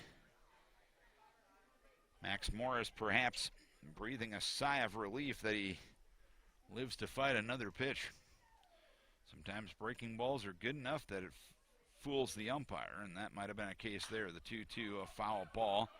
Right side not a play. This weekend at all 3 parks, a total of 6,837 people attended the Minnesota Amateur Baseball Tournament. Today's total from all 3 parks, 2,247. The top crowd today was over in Waconia with 932, the 2-2, a foul ball. 2 balls and 2 strikes, and hopefully Mother Nature cooperates a little better next weekend. You feel kind of silly complaining about rain with as dry as this state has been. In fact, in many parts of this state, a dangerous situation, especially in the northern part as the pitch goes low. It's 3 balls, 2 strikes to complain about any rainfall. You just wish it would come from between 11 p.m. and 7 p.m. so we could play baseball. 3-2 and a move to first base. Sprout back to the bag standing. We'll see if the Mudhens put Sprout in motion. Kilber obviously thinking along those lines. Sprout a lead at first. He'll stay put, and the 3-2 is fouled away, so a competitive plate appearance for Morris as he will force Kilber to throw at least 8 pitches in this at-bat. Kilber has struck out 5, walked 1. Among the 10 fatters he has faced to this point, the 3-2 taken for strike 3. Morris makes the turn back to the first base dugout, 2 down in the frame. Sprout at first. It looks like a pinch hitter coming in.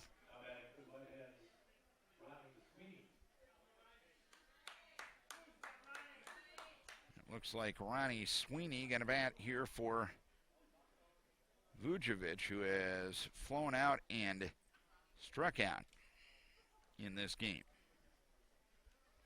Runner at first, 2 down, bottom of the 6th inning, 5-0 lead for Miesville.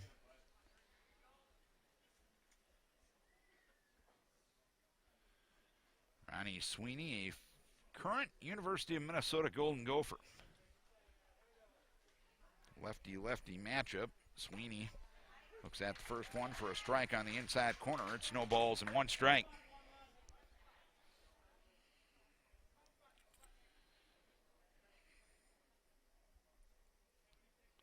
Short lead at first base by Sprout. And the pitch. Swing and a miss.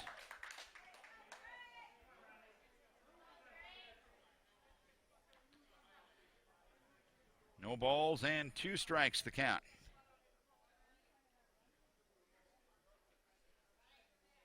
Kilbert trying to put another goose egg up here in the 6th. He just barely missed on a fastball on the outside edge.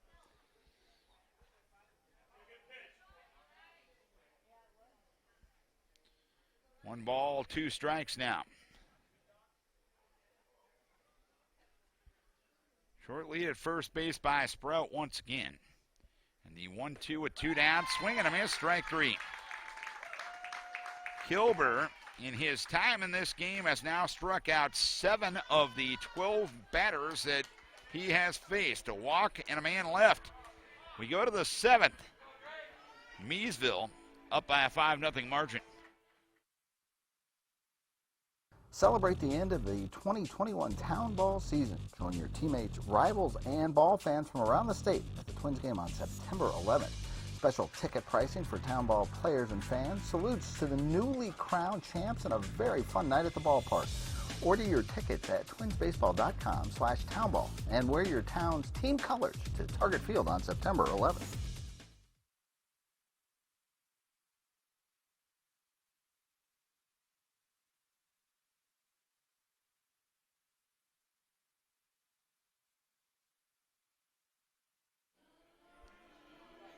Seventh inning upon us. Riley Ahern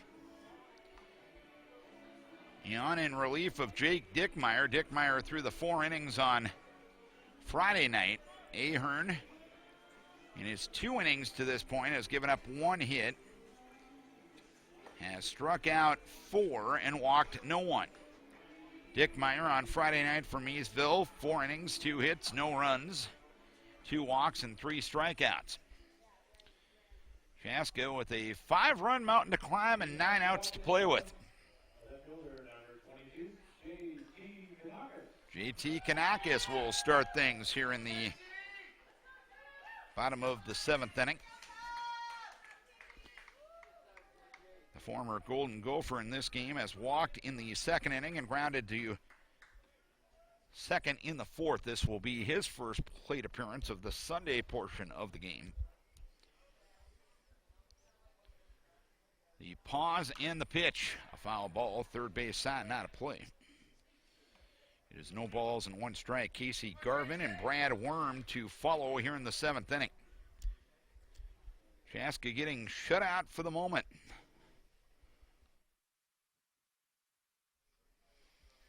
No balls, 1 strike, and the pitch fouled back to the protective netting behind home plate. You can tell that netting got a little damp during the 3-hour rain delay when balls hit it. There's a little moisture that gets released. No balls, 2 strikes, the count on JT Canakis, and the pitch swung on and missed. Good breaking ball in the lower portion of the zone. That's the reason that's a tough pitch. If you take it, there's a good chance it gets called a strike. If you hit it, you're probably not making that good a contact. So Ahern now with 5 strikeouts in his portion of the game as Casey Garvin starred in Mighty Ducks 2 back in the day. Was 0 for 2. He smacks one towards center field. It's knocked down by Max Gam, but it'll trickle through him and into center field. I'd imagine you're going to rule that one a base hit as Garvin on base for the first time in this contest.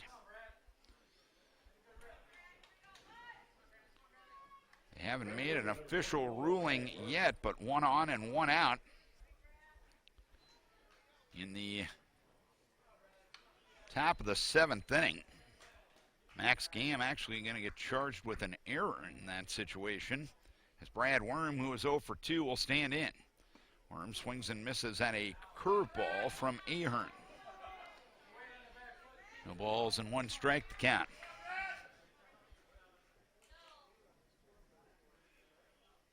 Worm played about 15-20 years of softball, was one of the top softball players here in the Southwest Metro as he takes the pitch outside, 1 ball, 1 strike.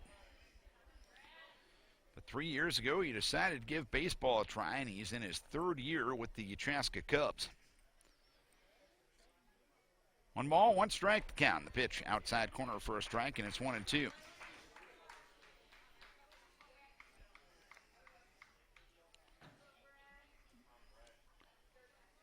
Short lead at first base by Casey Garvin, the DH for the Cubs. And the 1-2 delivery, a chopper left side. Gam will make a backhand stop and throw to second and get the out.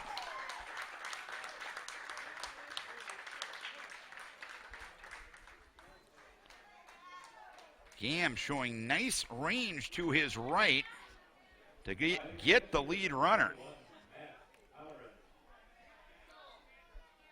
Did the little Derek Jeter leap that time. And Jake Smith on the receiving end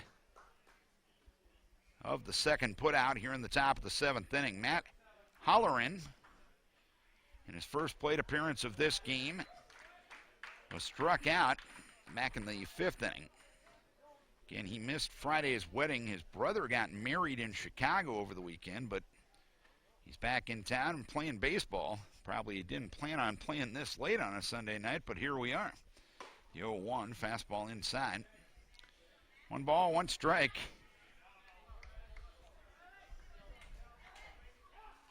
Holleran, the former Golden Gopher. But so many stories about the town ball tournament, probably very similar to Holleran's this weekend. A changeup swung on and missed, and it's 1 ball, 2 strikes. There are the family obligations and the life obligations, but guys like this still love playing the great game, and here we are at 10:35 on a Sunday night playing it. The 1-2 check swing. Instead, it's taken for strike 3, and that's that for the top of the 7th. 1 error, 1 left. We stretch in Chaska. Miesville leads at 5-0. All summer long, you have gathered with friends, neighbors, and family at ball yards all across Minnesota. Still going, gone! A home run! Diamonds that decorate and help define hundreds of communities. Town Ball binds together our passion for baseball in our hometowns. And on September 11th, the cornerstone of Minnesota baseball, Target Field, will host a party for all those who play, watch, and support Town Ball. The Twins host the Royals at 6:10 p.m. Prior to the game, the newly crowned state amateur champs will be honored at the Town Ball Tavern and during a pregame ceremony. Wear your team colors and enjoy a special night at Target Field. The 0-2 pitch. Strike 3! Fairmont, state champions in 2020. Congratulations to the Fairmont Martins. They are your 2020. For tickets to the Twins' Tip of the Cap to Town Ball on September 11th, visit twinsbaseball.com/townball.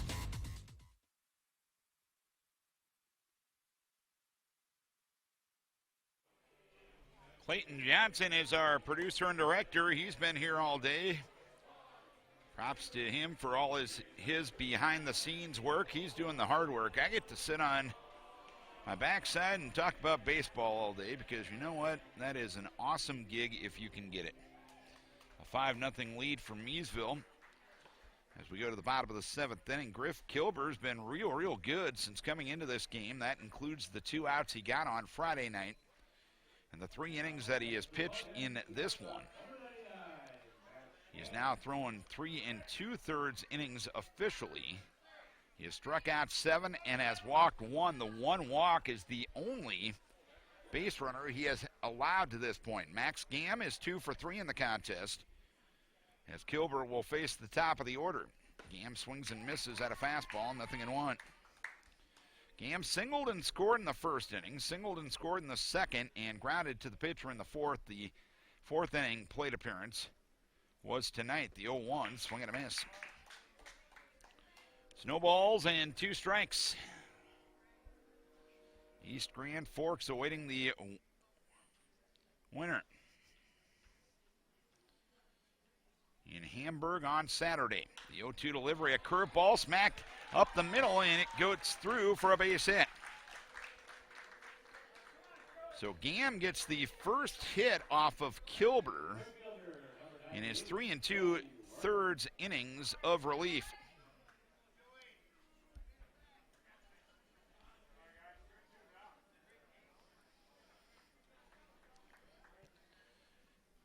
One on, nobody out. Joey Werner to the plate.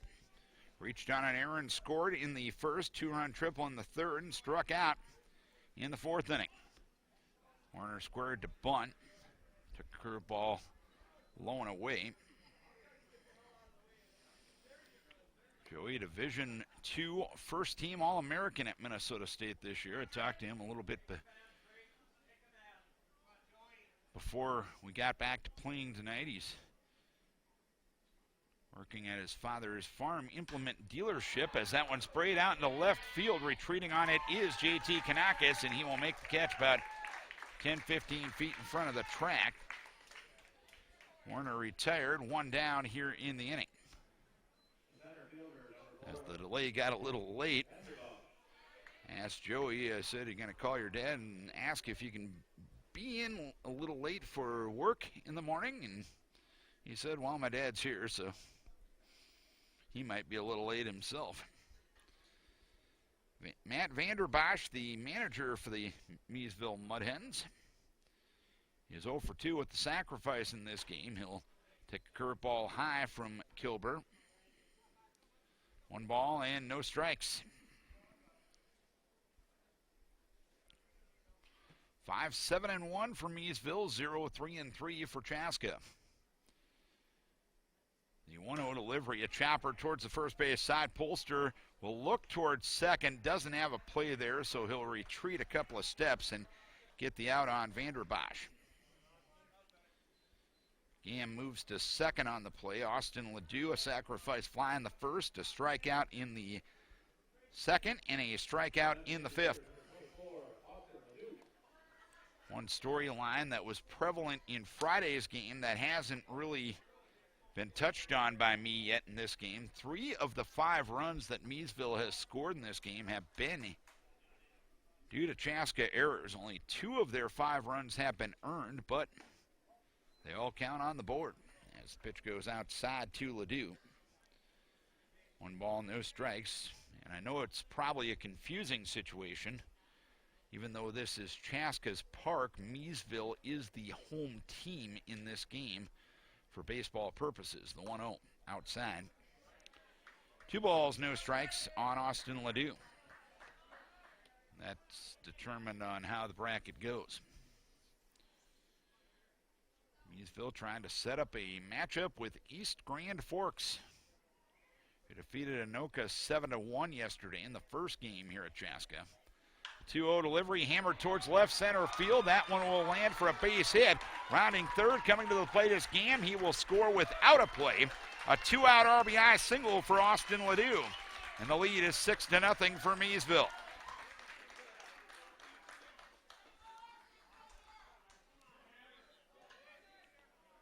Third run scored in this game by Max Gam. Second run driven in by Austin Ledoux. And Nate Hammis will try to keep the fun going.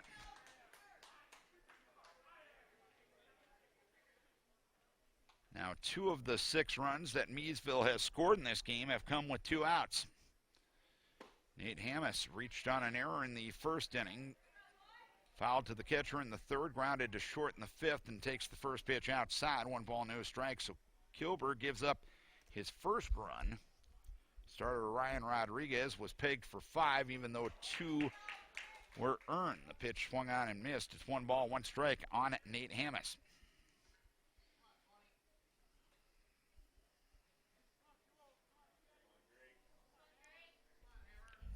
One and one with 2 down. The pitch down and in.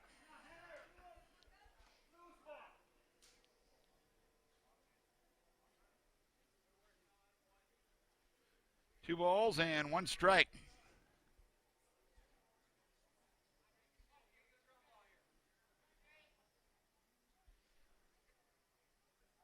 Kilber ready in the pitch. Fastball swung on and missed. It's 2 balls and 2 strikes.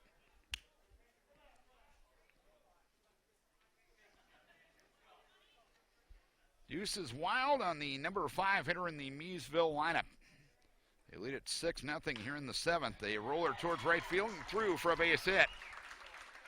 Ledoux will put the brakes on at second base.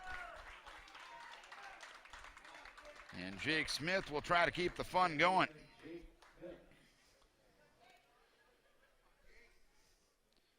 Smith, who had a fine defensive play in the top half of the 6th inning with the stick, is 1 for 3 in this game. A ground out to second in the first, a single in the third. His only plate appearance against Kilber, he grounded back to Kilber in the 6th inning. First and second with 2 down as the pitch goes low and away. 1 ball and no strikes to count.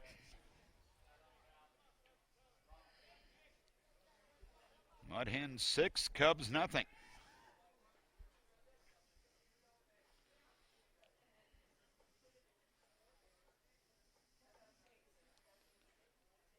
The pause, a look back at second. And the 1-0 delivery missed low and away. 2 balls and no strikes now.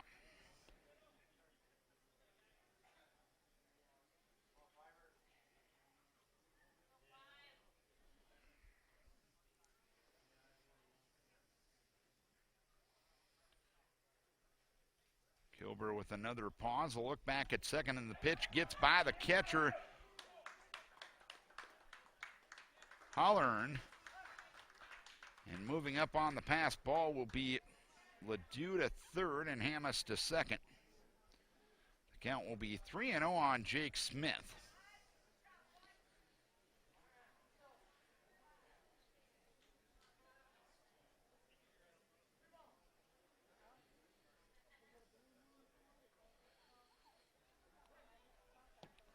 Now with second and third and 2 down, I'd be absolutely shocked if Smith swings the bat here. Well, I'm absolutely shocked as he fouls it off.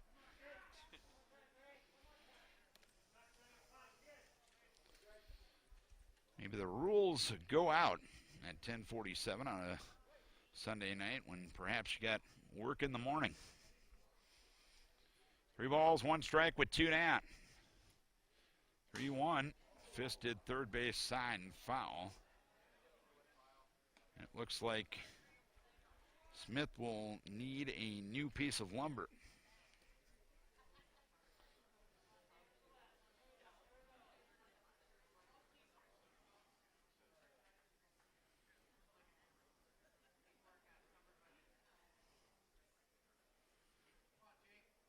That one just didn't sound good coming off the bat. Smith with some new equipment. It's now 3 balls and 2 strikes with 2 down. 6-0 Miesville, home half of the 7th. Pitch, fly ball center field. Angling over is Mike Edlifson, and he'll make a running grab in left center field to retire the side. But 1 run, 3 hits. No errors, 2 runners left, 7 innings complete. Miesville leads at 6-0. Nobody does high school sports like PrepSpotlight.tv. Your home for Minnesota State tournament action is also where you can find the best weekly action during the regular season in 2021. We make it easy to be a high school sports fan at PrepSpotlight.tv.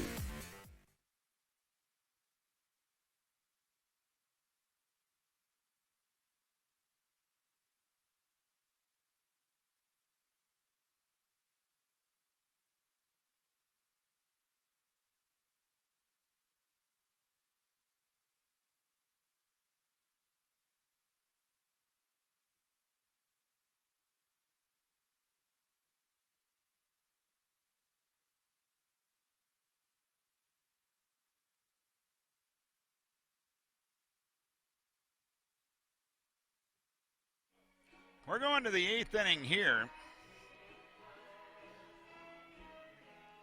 Got a couple of other games going on around the tournament. Middle of the 6th. Maple Lake leading Milroy by a 3-0 margin. Now Maple Lake has gone up 4-0 in that game.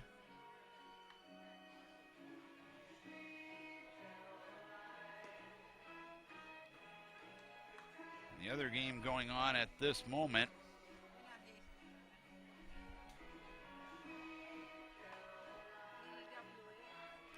and it's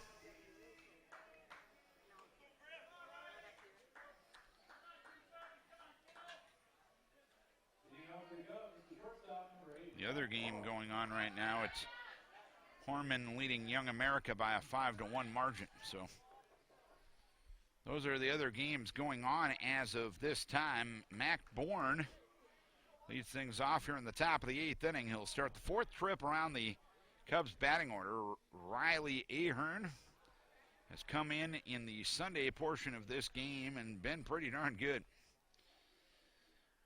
He's thrown a total of 3 innings, given up 1 hit. Hasn't walked anybody and has struck out 6, and he's ahead of Bourne 0-1. Has that one hammered towards left field. It'll be a base hit and a couple of hops into the wall. Mac Bourne, the Cubs' leadoff hitter, will start the 8th inning in style with a double to left.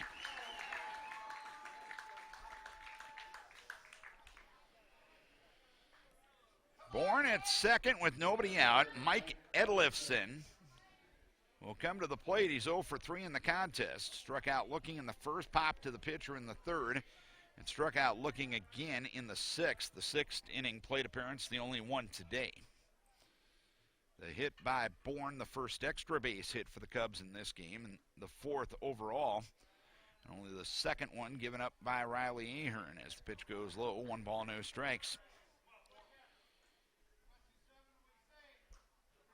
Cubs with a 6-run deficit to climb, but they've got 6 outs to play with. The 1-0 delivery, a fastball that barely missed the outside edge. Riley Ahern wanted that one, but didn't get it. It's 2 balls and no strikes. Away from second is Mac Bourne. Ahern to the chin-high set, and it's 2-0, and now 3-0 as the fastball goes up. 3 balls, no strikes. Justin Johnson in the on-deck circle.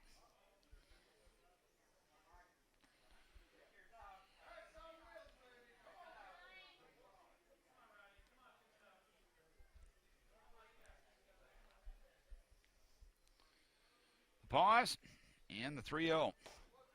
Outside corner for a strike, as Edlifson tossed the bat towards the third base dugout, and the home plate umpire said not so fast.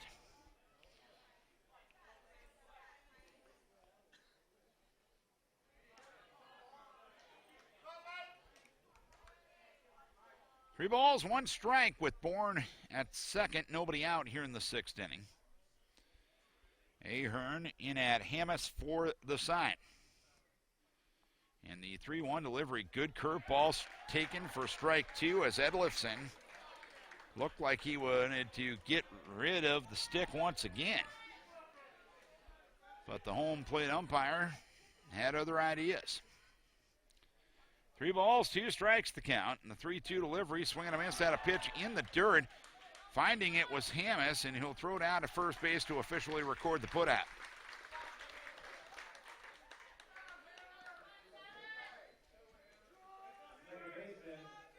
7 strikeouts now for Ahern.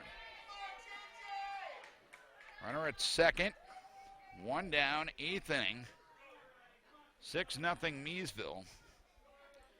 Chaska, even though this is their home park, they are the visitors in baseball terms. Justin Johnson 2 for 3 in this game, including a single in the Sunday portion in the 6th to fly a ball out into left center field. The center fielder Matt Vanderbosch coming over, and he'll make an above-the-head one-handed grab to retire Johnson for the 2nd out here in the 8th.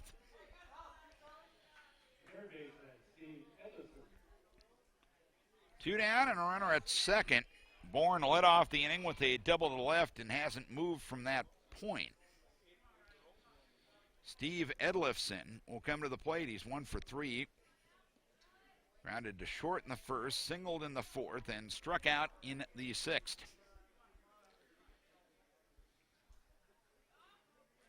Right-hander against right-hander. And the pitch. Strike on the outside edge. Edlifson, a former big league relief pitcher. Played almost a decade with the San Francisco Giants. Still loves the game enough to play in the amateur baseball tournament. The 0-1 fouled away. That's no balls and 2 strikes.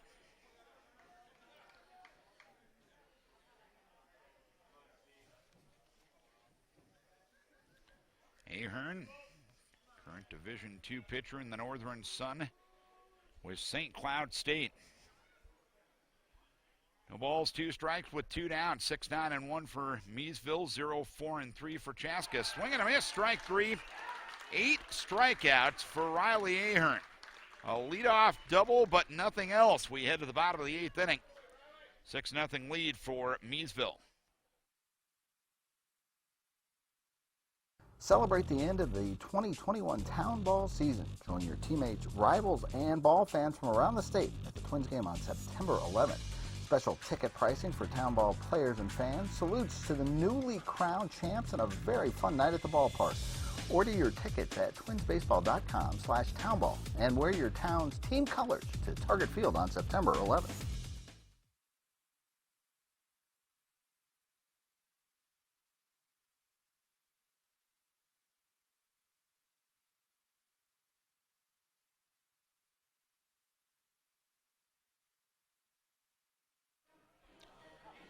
State Amateur Baseball Tournament is in full swing. We'll finish up tonight. Action will continue at Waconia, Chaska, and Hamburg next weekend and Labor Day weekend. Get out and support your community, or if you just love the game of baseball and want to watch win or go home games at fantastic venues, there is nothing like tournament time. If you can't make it to the games, prepspotlight.tv/townball has packages that will make watching all the venues very affordable. Enjoy the tournament at the park or on prepspotlight.tv. Clayton Johnson is our producer and director. My name is Darren Swenson. Thanks for staying with us late night here in Chaska.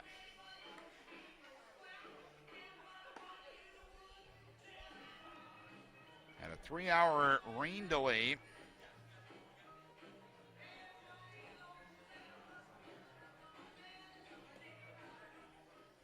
Before we picked up where we left off on Friday night, when this game was suspended after 3.5 innings. Ryan Sprout will bat for Miesville, bottom third of the order due for the Mudhens. Sprout, Morris, and Vujovic. Sprout's been on base 2 of 3 times. Singled and scored in the second, struck out swinging in the third, and walked in the 6th. Griff Kilber's been pretty good. He gets a swing and a miss out of Sprout. 2 balls and 1 strike. 4 2/3 innings. He's only given up the 3 hits he gave up last inning, as that one smoked into left and a base hit as it lands in front of Canakis. So Sprout has reached base 3 of the 4 times he's been up in this game. And Max Morris will be the batter. Singled and scored in the second, struck out swinging in the third, and struck out looking in the 6th. In case you're just joining us, you're probably asking, why are you still playing baseball? Well, we had a 3-hour rain delay. This one was scheduled to go at 7. And some rainfall and some thunderstorms that went through the area prevented us from starting. As the pitch goes outside, 1 ball, no strikes. We got through 3.5 innings of this game on Friday night before play was suspended. Miesville was leading 5-0 after 3.5 innings. The 1-0 to Morris, swinging a fly ball out to right center field. Long run for Brad Worm. He won't be able to get there. It'll be first and second with nobody out here in the 8th inning. On Friday, Miesville scored 2 runs in the first inning. 1 on a sacrifice fly by Austin Ledoux, and 1 on a dropped fly ball out in left field. 3 runs scored in the second inning. 1 on a throwing error by starting pitcher Ryan Rodriguez. The other 2 on a 2-run triple by Joey Werner. The only run in today's portion of the game was an RBI single by Austin Ledoux to score Max Gam in the 7th inning. And excuse me, swinging a foul ball off the bat of Ronnie Sweeney, who actually stayed in to play right field. He batted for Vujovic in the 6th inning and ended up striking out against Kilber. This is the second complete time around the order that the Mudhens have seen Kilber. The lefty-lefty matchup and a curve for a strike. It's 0-2. 0-2 the count.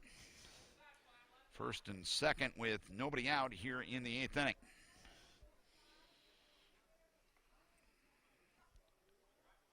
The pause and the 0-2, a curveball that doesn't curve and gets him in the hip. So the base is now loaded in this game as Sprout moves to third, Morris to second, and Sweeney to first. And Max Gamm will come to the plate, infield up at all 4 spots for Chaska. Gamm has reached base 3 times. He's scored all 3 times he's reached base after singles. His only time he didn't reach base was ground out to the pitcher in the 4th. A curve for a strike, 0-1. And the energy is still good enough here at the park to give the umpire some grief. No balls and 1 strike. The 0-1 is low. It skips away briefly from hollering the catcher, but no go from Sprout at third. 1 ball, 1 strike count. Winner gets East Grand Forks in Hamburg on Saturday in the quarterfinals.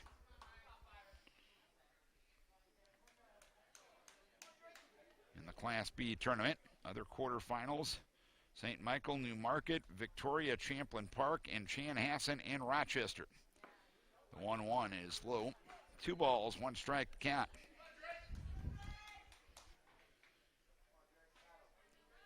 The Class B quarterfinals will be Saturday in Hamburg, and the semifinals will be 1 and 4 on Sunday. Championship game set for Friday night in Hamburg, September 3rd. That's the winner's bracket championship game. And then Sunday night here in Chaska will be the Class B championship. The 3-1, a ground ball to the right side underneath the glove of Johnson and into right field for a base hit. 2 runs gonna score as Sprout and Morris come home thanks to a Max Gamm single. And the advantage increases to 8-0 for Miesville. Sweeney moved to second on the play as Max Gamm gets his 4th hit of the game. So Gamm has scored 3 runs and knocked in 2 others. So he's been directly involved in 5 of the 8 runs that Miesville has scored in this game. And Joey Werner will come to the plate. Werner swings and skies one towards right center field. Brad Worm angling over the right fielder and will make an above the head 2-handed grab. Tagging and moving up to third will be Sweeney. That's the first out here in the bottom of the 8th inning. Werner now officially 1 for 5 with 2 reaches and 5 plate appearances. He had that 2-run triple back in the 2nd inning, and he also reached on an error. And Matt Vanderbosch will come to the plate. A sacrifice in the 1st, struck out in the 2nd. Grounded to short in the 5th, and grounded to the pitcher in the 7th inning. Vanderbosch is the only player yet to reach base for the Mudhens in this game. That's the pitch inside. 1 ball, no strikes. I guess Ben Vujovic did not reach, but he has since left the game. He's eligible for a re-entry, though, as Vanderbosch fouls one on the hit and run. 1 ball, 1 strike.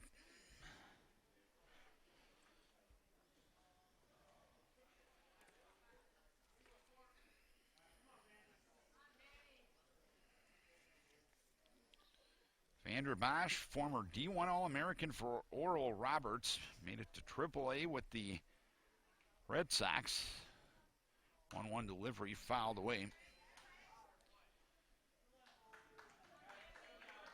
1 ball, 2 strikes in the 2004 Major League Baseball draft. He was a 9th round pick of the Red Sox.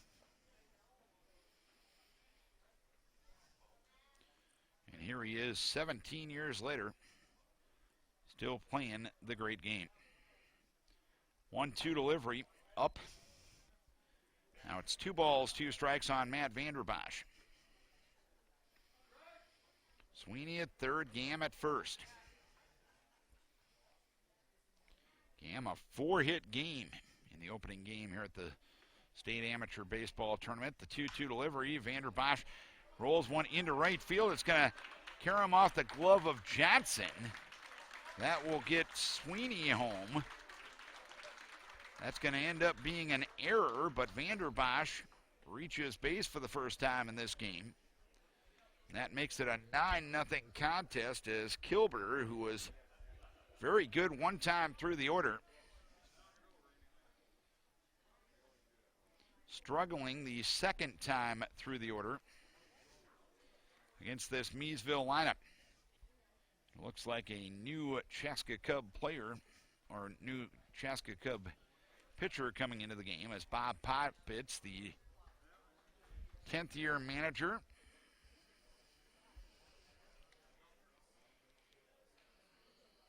the former Carver Black Sox player, will go to his bullpen. He'll bring in a right-hander. We'll identify the pitcher here in the not too distant future. So first and second with 1 down and 3 in.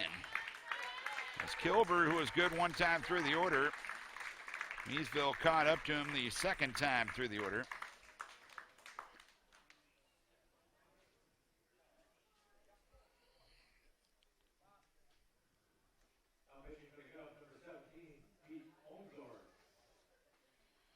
And the pitcher will be Pete Owensberg.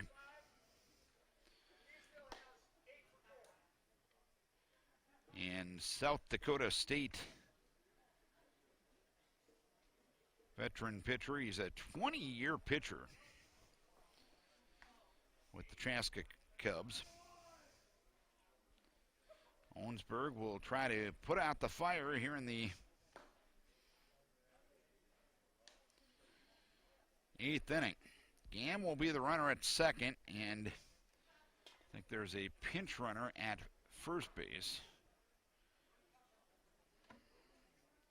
It'll be Jordy Horsch running for Matt Vanderbosch.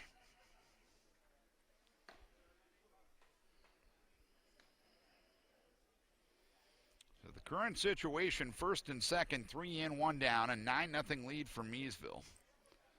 Miesville out hitting Chaska 12-4, and Chaska out erroring Miesville 4-1. Again, might be a confusing situation since this is Chaska's home park, but Miesville, for baseball purposes, is the home team in this contest. And Austin Ledoux with 2 RBI will come to the plate. A sacrifice fly in the first, a strikeout in the second, a strikeout in the 5th, and an RBI single in the 7th. Gam second, Horsch at first. 1 down here in the home half of the 8th, a 9-0 lead for Miesville. Looking well on their way to facing East Grand Forks. Ground ball towards short. Bourne will go to second for 1, throws to first base, and it's dropped by the first baseman, Polster, so no double play, but no go from Gam at third base. So a fielder's choice erases Horsch. Ledoux will reach, and the catcher Nate Hammes has to get the shin guards off.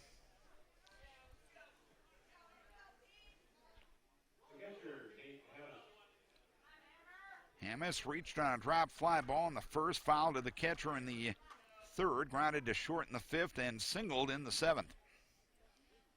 9-0 Miesville, bottom of the 8th inning, and the pitch, a strike. It's 0-1.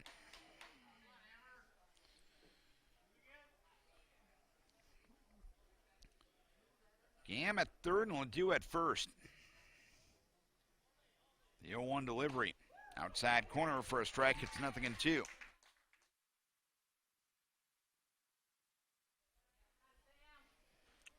No balls, 2 strikes on Nate Hammis. The pause and the 0-2, swing and a miss, or a foul ball. I didn't hear the bat contact, but the home plate umpire did, and he's judge and jury in the prosecution. No balls, 2 strikes. Pete Owensberg, the 20-year Chaska Cub, trying to give his team a top of the 9th inning as the pitch goes low. Hollern with a nice backhand stop, getting the glove in front of it at home plate. It's 1 ball, 2 strikes.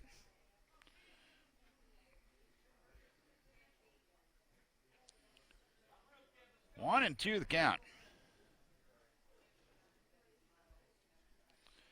Owensberg delivers and the pitch outside. It's now 2 balls and 2 strikes.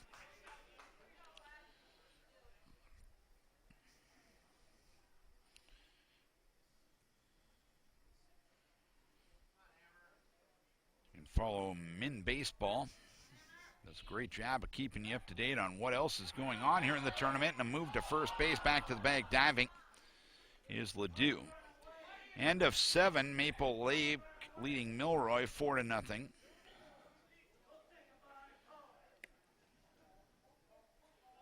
Last check, Young America leading St. Clair by a 5-1 margin, bottom of the 6th. 2-2, ground ball toward short. Bourne will field, take his time and throw on to first base for the out. To retire the side, but the Mudhens score 3 and will go to the 9th inning. It is Miesville 9 and Chaska nothing.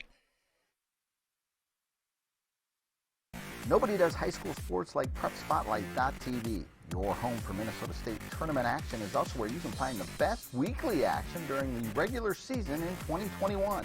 We make it easy to be a high school sports fan at PrepSpotlight.tv.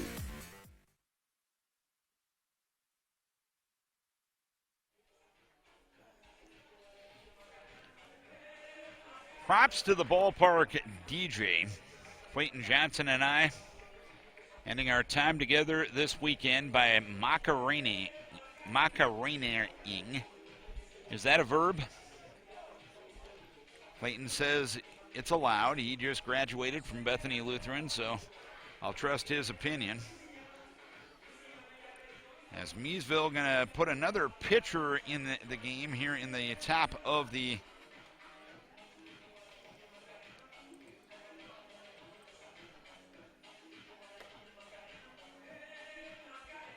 ninth inning. This will be Thomas Sjogren. Riley Ahern will be in line to get the victory after 4 innings of 2-hit baseball. He walked he walked 0. Gave up no runs and gave up just 2 hits.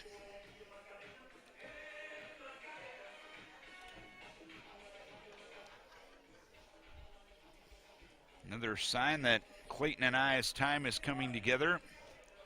The computer is asking for a Windows update. We've denied him a few times today.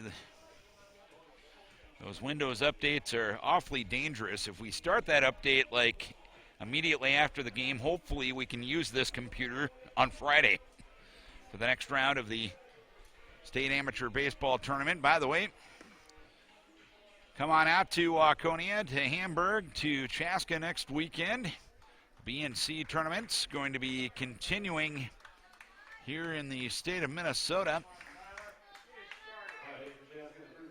at fantastic venues. Of course, we encourage you to come out, but if you can't make it out, we'll bring the action to you at PrepSpotlight.tv/townball in a very affordable way to do so. Tyler Pulser will look at the first pitch inside, 1 ball, no strikes. A walk and 3 plate appearances in this one, lefty-lefty matchup. Sjogren throws low. It's 2 balls and no strikes to count. 2 in the first, 3 in the second, 1 in the 7th, and 3 in the 8th for Miesville. Chaska getting shut out to this point. 2-0 in there for a strike. It's 2-1.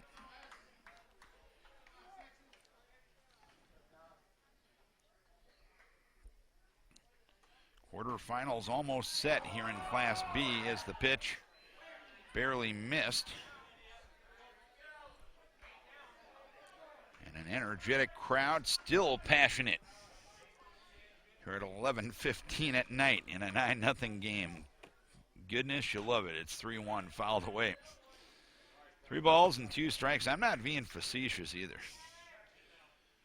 It's my first time I have ever got to come to a Minnesota amateur baseball tournament. It will not be my last appearance here. The 3-2 delivery, fouled. Just the passion people have to play, to support their communities, to support the great game of baseball. Very unique in the sporting events that I've gotten to cover through my quarter-of-a-century career. The 3-2, curveball low, ball 4. And it's just great to see that the great game is alive and well in the land of 10,000 lakes. Very neat experience here this weekend, as Polster is going to get lifted for a pinch runner.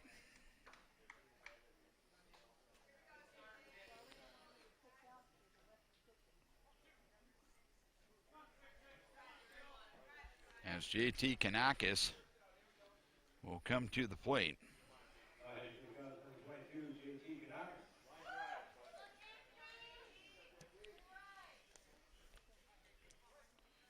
We'll try to figure out that pinch runner here momentarily as a ground ball goes back to the pitcher, Sjogren. He didn't have a play at second base, but gives an underhand toss to first base. And Canakis retired 1-3. With the pinch runner moving to second.